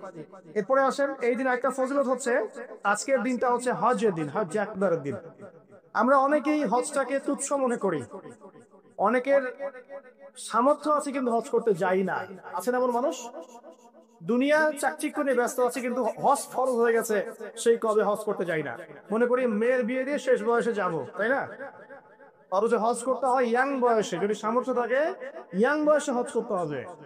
আমরা কিছু ফজিলত জেনে নেই এবং আল্লাহর কাছে দোয়া করি, আল্লাহ পাক আজকে আমাদের এই ক্ষুদ্র মসজিদে যত মুসল্লি উপস্থিত আছে, আল্লাহ পাক সবার তাকদিরে হজে আকবর নসিব করুন, আমিন। এবং মাকবুল আর মাবরুর হজ করা তৌফিক আল্লাহ পাক আমাদের সবাইকে দান করুন, আমিন। একটা হাদিস আছে, বুখারী মুসলিম দুইটা কিতাবে এসেছে, যে যে ব্যক্তি মান হাজ্জা লিল্লাহ, যে ব্যক্তি শুধু আল্লাহর জন্য হজ করলো, ওয়ালাম ইয়ারফুফ ওয়ালাম ইয়াফসুক, এবং হজের মধ্যে কোন প্রকার ফাহেশা কাজ করে নাই, অশ্লীল কোনো কাজ করে নাই, কোনো ফাসাদি কাজ করে নাই, সে ব্যক্তি ওই দিনের মতো নিষ্পাপ হবে। ওয়ালাদাতহু উম্মুহ, কোন দিন? ইয়াউম ওয়ালাদাতহু উম্মুহ, যেদিন তার মা তাকে জন্ম দিয়েছিল। এটা সবচেয়ে বড় বেনিফিট। আরেকটা হাদিসে আছে যে মাকবুল হজ, একটা মাকবুল হজের জাযা জান্নাত ছাড়া আর কিছুই না। একটা মাকবুল হজের জাযা বা প্রতিদান হচ্ছে জান্নাত ছাড়া আর কিছুই না। একটা হাদিস পড়লাম গতকালকে, সেটা হলো নবী করিম সাল্লাল্লাহু আলাইহি ওয়াসাল্লাম বলছেন এই উম্মতকে লক্ষ্য করে, তোমাদের যাদের হজ করার সামর্থ্য আছে এবং যাকে কঠিন কোন রোগ আক্রমণ করেনি, 1, 2, যাকে কোনো অত্যাচারী শাসক বাধা দেয়নি, 2, এবং 3, যার আর্থিক সামর্থ্য আছে, গরিব মিসকিন না, আর্থিক সামর্থ্য আছে, 3টা শর্ত যার পূরণ আছে, তারপরেও যে ব্যক্তি হজ করলো না আমার উম্মতের মধ্যে, সে ইহুদি হয়ে মরুক বা নাসারা হয়ে মরুক, এতে আমার কিচ্ছু যায় আসে না। নাউযুবিল্লাহ, শুনতে পাচ্ছেন কথা? মানে হজের সামর্থ্য আছে, রোগ নাই, অর্থনৈতিক সামর্থ্য আছে, কোন শাসক তাকে বাধাও দিচ্ছে না, এরপরেও সে হজ করলো না, নবীজি বলছেন এ ইহুদি হয়ে মারা যাক বা নাসারা হয়ে মারা যাক, এতে আমার কিচ্ছু যায় আসে না। নাউযুবিল্লাহ। তারপরে শোনেন, 3 শ্রেণীর মানুষ আল্লাহ রাব্বুল আলামিনের মেহমান। 3 শ্রেণীর মানুষ আল্লাহ পাকের মেহমান। 1 নাম্বার হচ্ছে গাজী। গাজী মানে কি? ইসলামের জন্য যুদ্ধ করেছে, অন্য কোনো জন্য নয়, দিন ইসলামের জন্য যুদ্ধ করেছে, বিজয় লাভ করেছে, নাম কি? গাজী। এই ব্যক্তি আল্লাহর মেহমান। যেমন আবু বকর সিদ্দিক, ওমর, ওসমান, আলী রাদিয়াল্লাহু আনহুম, তারা ইসলামের জন্য যুদ্ধ করেছিলেন না, তারপরে তারা জীবিত ছিলেন না, তারা তখন গাজী হিসেবে বেঁচে ছিলেন। ঠিক আছে? 2 নাম্বার হচ্ছে মুআতামির, মানে ওমরাকারী, যে ব্যক্তি ওমরা করতে গিয়েছে সে আল্লাহর মেহমান। আর 3 নাম্বার এই যে হাজী, যে ব্যক্তি হজ করতে গিয়েছে সে আল্লাহ পাকের মেহমান। আমাদের একটা কর্তব্য আছে, এটা একটা হাদিসে এসেছে, নবী করিম সাল্লাল্লাহু আলাইহি ওয়াসাল্লাম বলেছেন ইদা লাকিতাল হাজ, যখন তুমি কোনো হাজীর সাথে দেখা করবে, সাক্ষাৎ পাবে, ফাসাল্লিম আলাইহি, তখন তাকে সালাম দিও, তখন তাকে সালাম দিও, এবং তার সাথে মুসাফা করবে। তার সাথে কি করবে? মুসাফা করবে। এখন 1 হাতে না 2 হাতে তর্কে যাওয়ার দরকার নেই, মুসাফা করেন। 1 হাতে বললে 1 হাতে করেন, 2 হাতে বললে 2 হাতে করেন, এটা তর্ক করার দরকার নেই, মুসাফা করেন। ঠিক আছে? মানে আমরা তো তর্কের শেষ নাই, যে কোনো ইস্যু পাইলেই তর্ক। আরাফা নিয়ে তর্ক, তারাবি নিয়ে তর্ক, ঈদের তাকবীর নিয়ে তর্ক, হ্যাঁ, রাকাত সংখ্যা নিয়ে তর্ক, মুসাফা নিয়ে তর্ক, বাকি রাখছি কি সেটা জানি না। আর এই তর্কগুলো করতে করতে দেখবেন ইসলামের বেসিক জিনিসগুলোই নাই গায়ে। ইসলামী না আছে খেলাফা, ইসলামী না আছে ইমারা, না আছে ইউনাইটেড কোন ইসলামিক কমিউনিটি, না আছে ইসলামিক কোন ইকোনমিক্যাল বেস, না ইসলামিক কোন মিডিয়া, না ইসলামিক কোন কিছুই নাই। যা আছে প্রোটেস্ট্যান্ট ভার্সন, মানে নামাজ, রোজা, হজ, যাকাত, এগুলাই। আর এগুলো নিয়ে আমরা এখন তর্ক করছি। ব্যক্তি পর্যায়ে দিন আছে, বাকি বাইরে আর দিন নাই। মসজিদের মধ্যে আসবে পাক্কা নামাজি, মসজিদ থেকে বের হয়ে গেল সুদখোর। তো আল্লাহ হেফাজত করুক আমাদেরকে। আমাদের বড় বড় ইস্যুগুলো নিয়ে বেশি কথা বলা উচিত। মুসাফা 1 হাতে হবে না 2 হাতে, এর জন্য কি জান্নাত জাহান্নামের ফয়সালা হয়ে যেত? তাই মনে হয় আপনাদের? সুবহানাল্লাহ। একজন বলছে ইশারা করতে হবে তাশাহুদে এভাবে, আরেকজন বলছে একটু নড়াতে হবে। এই মাসআলাটার জন্য কি আপনার জান্নাত জাহান্নামের ফয়সালা হয়ে যাবে মনে হচ্ছে আপনার? অথচ আকীদা ঠিক নাই, এদিকে আমলের ঠিক নাই, অর্থনৈতিক জীবনের ঠিক নাই, মুআমালাতে ঠিক নাই, সম্পত্তির বন্টন মেরাজে ঠিক নাই, এগুলো ঠিক নাই, এবং আল্লাহর জমিন আল্লাহর দ্বীন বাস্তবায়নের কোনো চেষ্টাই নাই, অথচ এগুলো নিয়ে ব্যস্ত হয়ে আছে। আল্লাহ পাক আমাদের বিচক্ষণতা দান করুন, দূরদর্শিতা দান করুন, আমিন। আসুন, মুসাফা করতে বলেছেন নবীজি, তারপরে বলবেন যে মুরহু, তাকে আদেশ করুন, আদেশ মানে হচ্ছে অনুরোধ করুন, তাকে আদেশ করুন বা অনুরোধ করুন, আইয়াস্তাগফিরুল্লাহ, সে যেন তোমার জন্য ইস্তেগফার করে। কে? যে ব্যক্তি হজ করে এসেছে, হাজি, তাকে সালাম দিবেন, মুসাফা করবেন, দিয়ে বলবেন যে ভাই আপনি আমার জন্য দোয়া করেন, কারণ ফাইন্নাহু মাগফুরুল্লাহ, কারণ সে ব্যক্তি একজন ক্ষমাপ্রাপ্ত মানুষ। তবে একটা বিষয়, মানুষের সম্পদ আত্মসাৎ করে, সুদের টাকা দিয়ে, ঘুষের টাকা দিয়ে, প্রতারণা, বাটপাড়ি, দুর্নীতির টাকা দিয়ে হজ করতে গিয়ে কতটুকু মাগফুর হয়ে আসা যাবে, এটা একটা প্রশ্নবিদ্ধ বিষয়। তো এই বিষয়গুলোকে ক্লিয়ার করে হজ করতে যাওয়া উচিত। আল্লাহ পাক আমাদেরকে তৌফিক এনায়েত করুন, আমিন। এই দিনের একটা প্রতিশ্রুতি আছে। কি প্রতিশ্রুতি? আয়েশা রাদিয়াল্লাহু আনহা থেকে সহিহ মুসলিমে এসেছে, এবং জাবের রাদিয়াল্লাহু আনহু থেকে ইবনে হিব্বানের 3853 নম্বর হাদিসে এসেছেন। আল্লাহ রাব্বুল আলামিন এই দিনে হাজীদেরকে দেখে বলেন, যারা আরাফার মাঠে এসেছেন তাদেরকে দেখে বলেন যে আমার এই বান্দারা দূর দূরান্ত থেকে সফর করে এখানে এসেছে, ওদের চেহারাগুলো তাকিয়ে দেখো, ক্লান্ত, ক্লিষ্ট, চুলগুলো এলোমেলো, পরিশ্রান্ত, তারা আমার রহমতের প্রত্যাশী, অথচ তারা কেউ আমার আযাব দেখে নাই। হে ফেরেশতারা, তোমরা সাক্ষী থাকো, আমি তাদের সবাইকে মাফ করে দিলাম। এবং নবী সাল্লাল্লাহু আলাইহি ওয়াসাল্লাম বলছেন যে আজকের দিনে যত মানুষকে আল্লাহ পাক জাহান্নাম থেকে মুক্তি দিবেন, অন্য কোনো দিনে এত মানুষকে আল্লাহ পাক মুক্তি দিবেন না। আল্লাহ পাক আমাদেরকে সবাইকে জাহান্নাম থেকে মুক্তি দান করুন, আমিন। তো শেষ যে বিষয়টার দিকে টাচ করে আমি কনক্লুশন দিকে যাব, সেটা হলো উম্মতে মুহাম্মাদীর জন্য আজকের দিনের মধ্যে স্পেশাল কি বলেন তো? এটা হচ্ছে আমাদের মূল পয়েন্ট। আজকের দিনে ফজিলত জানলাম, আমরা আমলগুলো জানলাম, সব ঠিক আছে, কিন্তু আমাদের জন্য আসলে স্পেশাল কি জিনিস? আমাদের জন্য আজকের দিনে স্পেশাল যে বিষয়, সেটা হলো আজকের দিনে দিন ইসলাম পূর্ণতা লাভ করেছে। ইসলামের পূর্ণতা দিবস আজকে। 23 বছর দিন ইসলাম প্রচার করার পরে আজকের দিন আল্লাহ পাক বলেছেন দিন পূর্ণ করে দিলাম। ইহুদিরা বলছিলেন যে আজকের দিন এই আয়াতটা যদি আমাদের উপর নাজিল হতো, আমরা তাহলে ঈদ পালন করতাম। নবীজি বললেন এটা আমাদের ঈদের দিনই, এটাও আমাদের ঈদের দিন, সমস্যা। তো আমাদের সবচেয়ে ইম্পর্টেন্ট জায়গা এটা যে আজকের দিনে দিন ইসলাম পূর্ণতা লাভ করেছে। এখন ইসলাম যে পূর্ণতা লাভ করলো, এই দিবসটা কতজন জানে যে আজকের দিন ইসলাম পূর্ণতা লাভের দিন? আমরা অনেক দিবসের কথা জানি, আন্তর্জাতিক দিবস, জাতীয় দিবস, পারিবারিক দিবস, জন্মদিন, মৃত্যুদিন, হ্যাঁ, অনেক দিবসের কথা আমরা জানি। ইসলামের পূর্ণতা দিবস কতদিন জানেন? কতজন জানেন? দেখেন, সাংস্কৃতিক আগ্রাসন কোথায় আপনার মূল জায়গাটা নিয়ে যাওয়া হয়েছে। টেকর ভুলে গেছে মানুষ। এখন মানুষ শেকড় ভুলে বিদেশিদের সংস্কৃতি লালন করছে, কোন কোন ক্ষেত্রে বিদেশি প্রভুদের দাসত্ব করছে। 23 বছর নবী সাল্লাল্লাহু আলাইহি ওয়াসাল্লাম দিনের জন্য অক্লান্ত মেহনত করেছেন। ওহী আসার পর থেকে প্রথম 3 বছর গোপন দাওয়াত দিয়েছেন, একদম গোপনে গোপনে দাওয়াত দিয়েছেন। আবু বকর, ওসমান, ওমর, আলী এরকম কিছু সাহাবী ইসলাম কবুল করেছেন। আস্তে আস্তে দাওয়াত প্রচার লাভ করেছে। যত প্রসার হয়েছে তত মানুষের অত্যাচার বেড়েছে। এক পর্যায়ে তাকে সাহাবী থেকে আবিসিনায় হিজরত করতে পাঠাতে হয়েছে। তারপর তিনি তায়েফে গিয়েছেন, ওখান থেকে রক্তাক্ত হয়ে মক্কা এসেছেন। আবার সেখান থেকে ইয়াসরিব, মদিনায় গিয়েছেন। ইয়াসরিবের মানুষ ইসলাম কবুল করেছিল।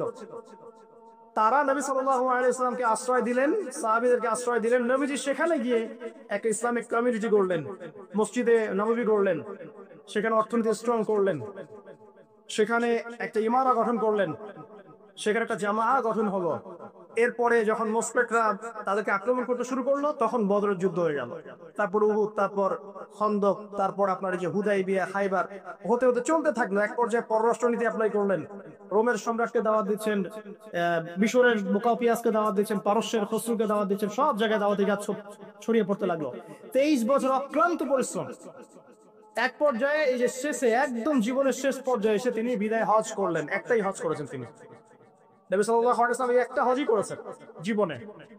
এবং সেই হজের দিন যখন এই ভাষণ তিনি দিচ্ছেন, তখন আল্লাহ পাক এই আয়াতটা নাজিল করে দিনটাকে পরিপূর্ণতা দান করলেন। আজকের দিনের মূল শেকড়টা কোথায় বুঝতে পারছেন? এই 23 বছরের দাওয়াতি জীবনের পরিসমাপ্তি এখানে।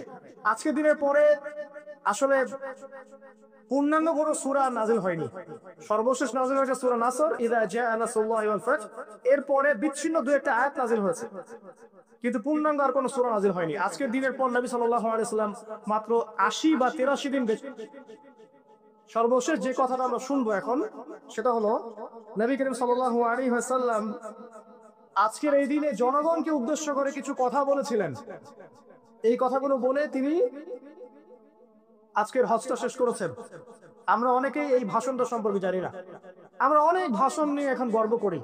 নবী করিম সাল্লাল্লাহু আলাইহি ওয়াসাল্লামের এই যে সর্বশ্রেষ্ঠ ভাষণ, এটা কতজন জানেন? বিদায় হজের ভাষণ।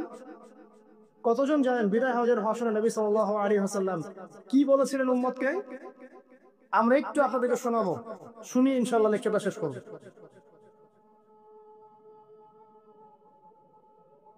নবী করিম সাল্লাল্লাহু আলাইহি ওয়াসাল্লাম আজকের এই দিনে 31টা উম্মতকে নির্দেশ দিয়েছেন, 31টা বিষয়।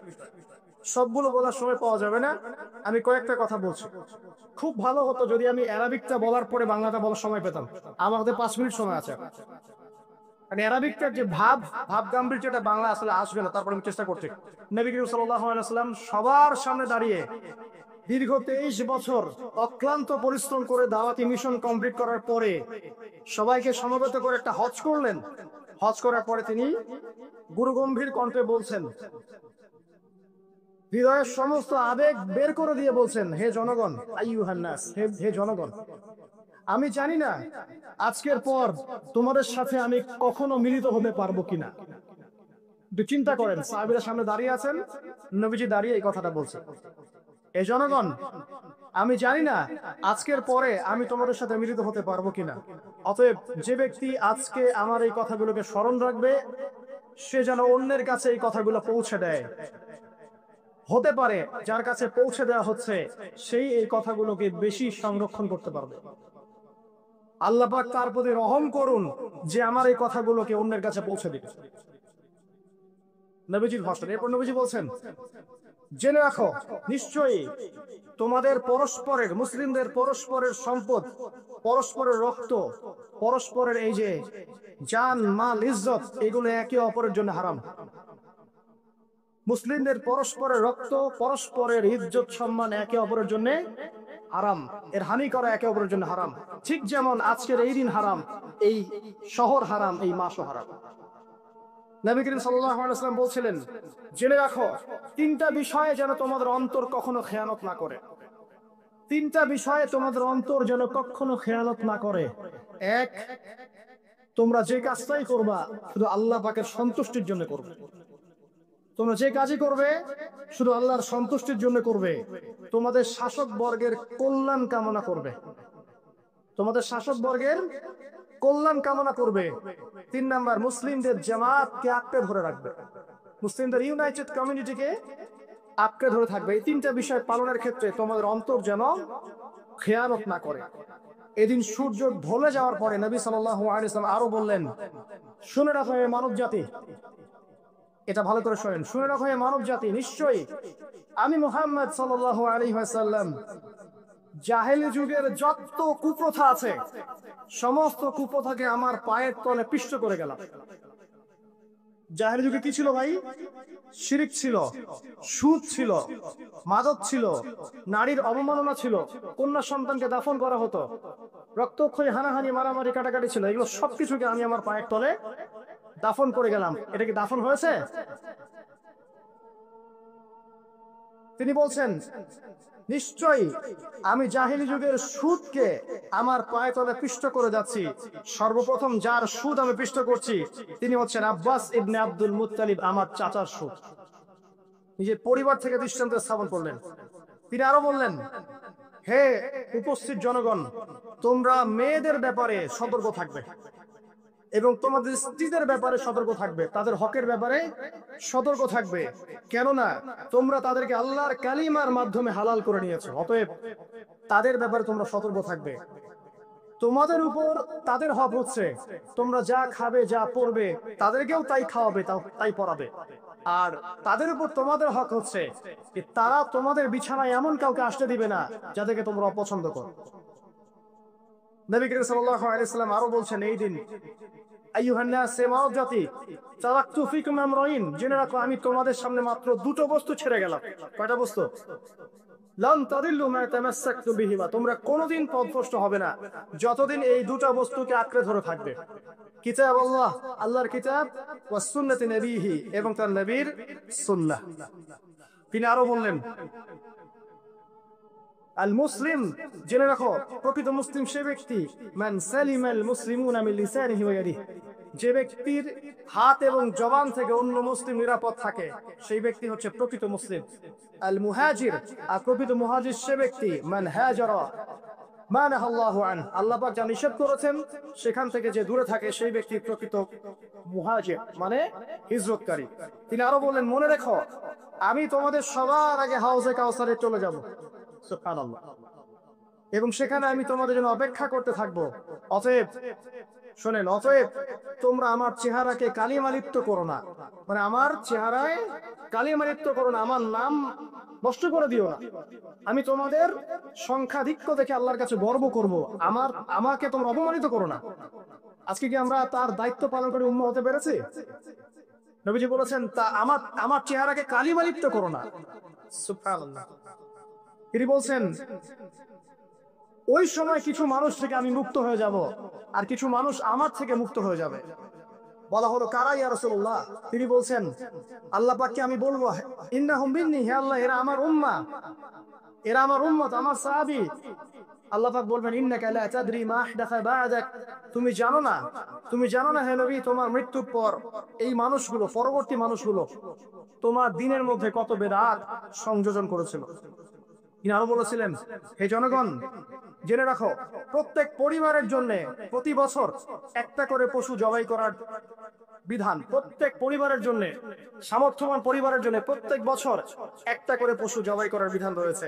তিনি আরো বললেন, মনে রাখো একজনের অপরাধের শাস্তি আর একজন কখনো পাবে না, আর বাবার দোষে ছেলে কখনো দুষ্ট হবে না, ছেলের দোষে বাবাও কখনো অপরাধী হবে না। তিনি আরো বললেন, জেনে রাখো এই মানব জাতি, নিশ্চয়ই শয়তান এই বিষয় থেকে নিরাশ হয়ে গেছে যে তোমরা শয়তানের ইবাদত করবে। শয়তান নিরাশ হয়ে গেছে, কিন্তু শয়তান নিরাশ হয়নি একটা বিষয় থেকে, যে তোমরা একে অপরে হানাহানি, কাটাকাটি, ফিতনা, ফাসাদে ব্যস্ত থাকবে, যেমনটা এখন আমরা করছি। আমরা কিন্তু সরাসরি কখনো শয়তানের ইবাদত করছি না, করছি? মুসলিমরা এখন পরস্পরে হানাহানি, কাটাকাটি, ফাসাদে লিপ্ত আছে। তিনি আরো বললেন যে একজন মুসলিমের জন্য হালাল নয় অন্য মুসলিমের সম্পদ আত্মসাৎ করা, যতক্ষণ না সে স্বেচ্ছায় খুশি মনে তোমাকে সম্পদ প্রদান করে। অতএব তোমরা একে অপরের প্রতি জুলুম করবে না। তিনি আরো বললেন, সাবধান, আমার ইন্তেকালের পরে তোমরা একে অপরের গর্দান উড়িয়ে কাফের হয়ে যেও না। সাবধান, আমার ইন্তেকালের পর তোমরা একে অপরের গর্দান উড়িয়ে কাফের হয়ে যেও না। তিনি আরো বলেছেন, একজন মুসলিম আরেকজন মুসলিমকে গালি দিতে পারে না। যদি একজন মুসলিম আরেকজন মুসলিমকে গালি দেয়, এটা হচ্ছে ফাসিকি। এবং একজন মুসলিম যদি আরেকজন মুসলিমের সাথে যুদ্ধ করে, এটা হবে এক প্রকার কুফরি। তিনি আরো বলেছেন, এই জনগণ জেনে রাখো আমার পরে কোনো নবী নেই, আর আমার পরে তোমরা ব্যতীত আর কোনো উম্মত নেই। এর চেয়ে স্পষ্ট কথা হতে পারে? আমার পরে কোনো নবী নেই, আর আমার পরে তোমরা ছাড়া কোনো উম্মত নেই।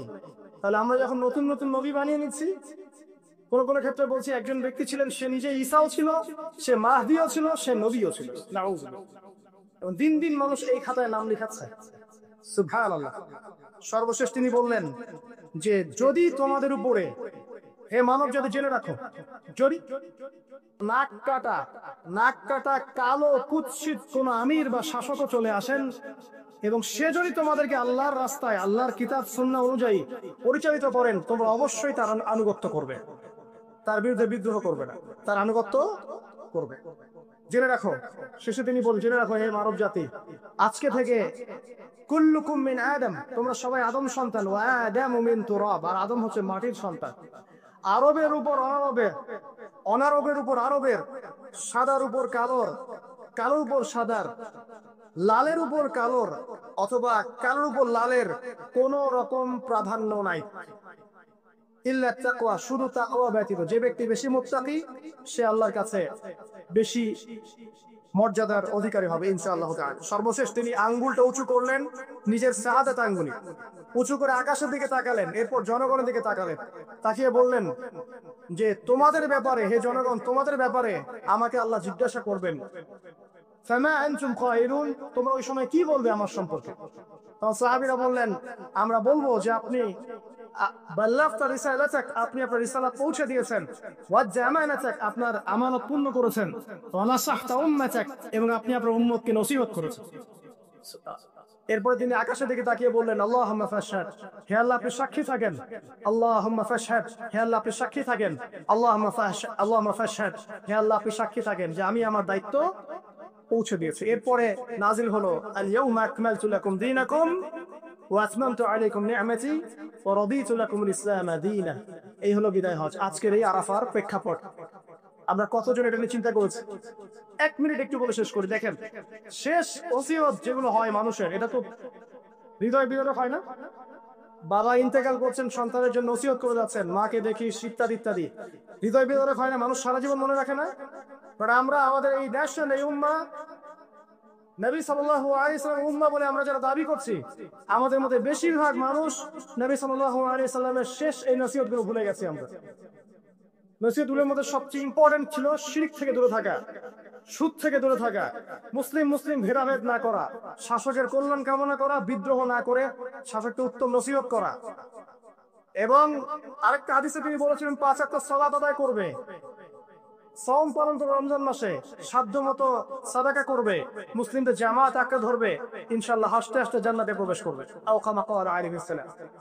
জাহেলিয়াতের সমস্ত প্রথা ছেড়ে দেওয়া ছিল আজকের দিনের মূল মর্ম, আমরা ছাড়তে পারছি না। সুদ ছেড়ে দেওয়া ছিল মূল মর্ম, ছাড়তে পারছি না। শিরক থেকে বের হতে পারছি না। বেদাতীদের ব্যাপারে ধমক দেওয়া হয়েছে, বেদাত ছাড়তে পারছি না। খেয়াল করে দেখেন, মুসলিম হানাহানি কাটাকাটি এখনো ছাড়তে পারছি না।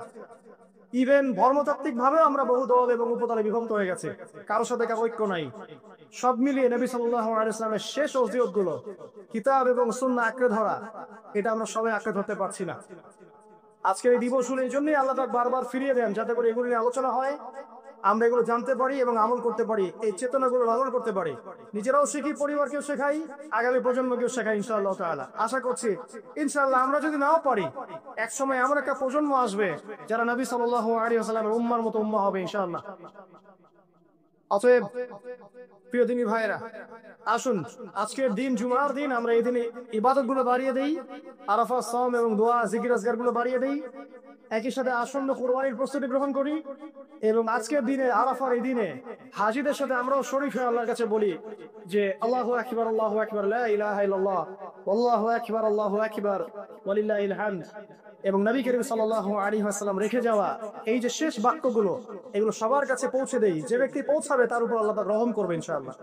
এবং নিজেরা আমল করার চেষ্টা করি। আল্লাহ পাক আমাদের সবাইকে নবী করিম সাল্লাল্লাহু আলাইহি ওয়াসাল্লামের আদর্শ উম্মাহ হওয়ার তৌফিক এনায়েত করুন, আমিন। আমাদের ব্যক্তি, পরিবার, সমাজ, রাষ্ট্র, শাসক সবাইকে আল্লাহ পাক হেদায়েত দান করুন, আমিন। আমাদের মধ্যে আপোষে যত ইখতিলাফ, ভুল বোঝাবুঝি আছে, এগুলোকে আল্লাহ পাক নিরসন করে দিন, আল্লাহুম্মা আমিন। আকুলু কওলি হাদা আস্তাগফিরুল্লাহ লি ওয়া লাকুম ওয়া লিসাইরিল মুসলিমিন। বারাকাল্লাহু লানা ওয়া লাকুম বিল আয়াতিল হাকীম। ইন্নাহু তাআলা জাওয়াদুন কারীমুন বাররাউফুর রহিম। আসসালামু আলাইকুম ওয়া রাহমাতুল্লাহ।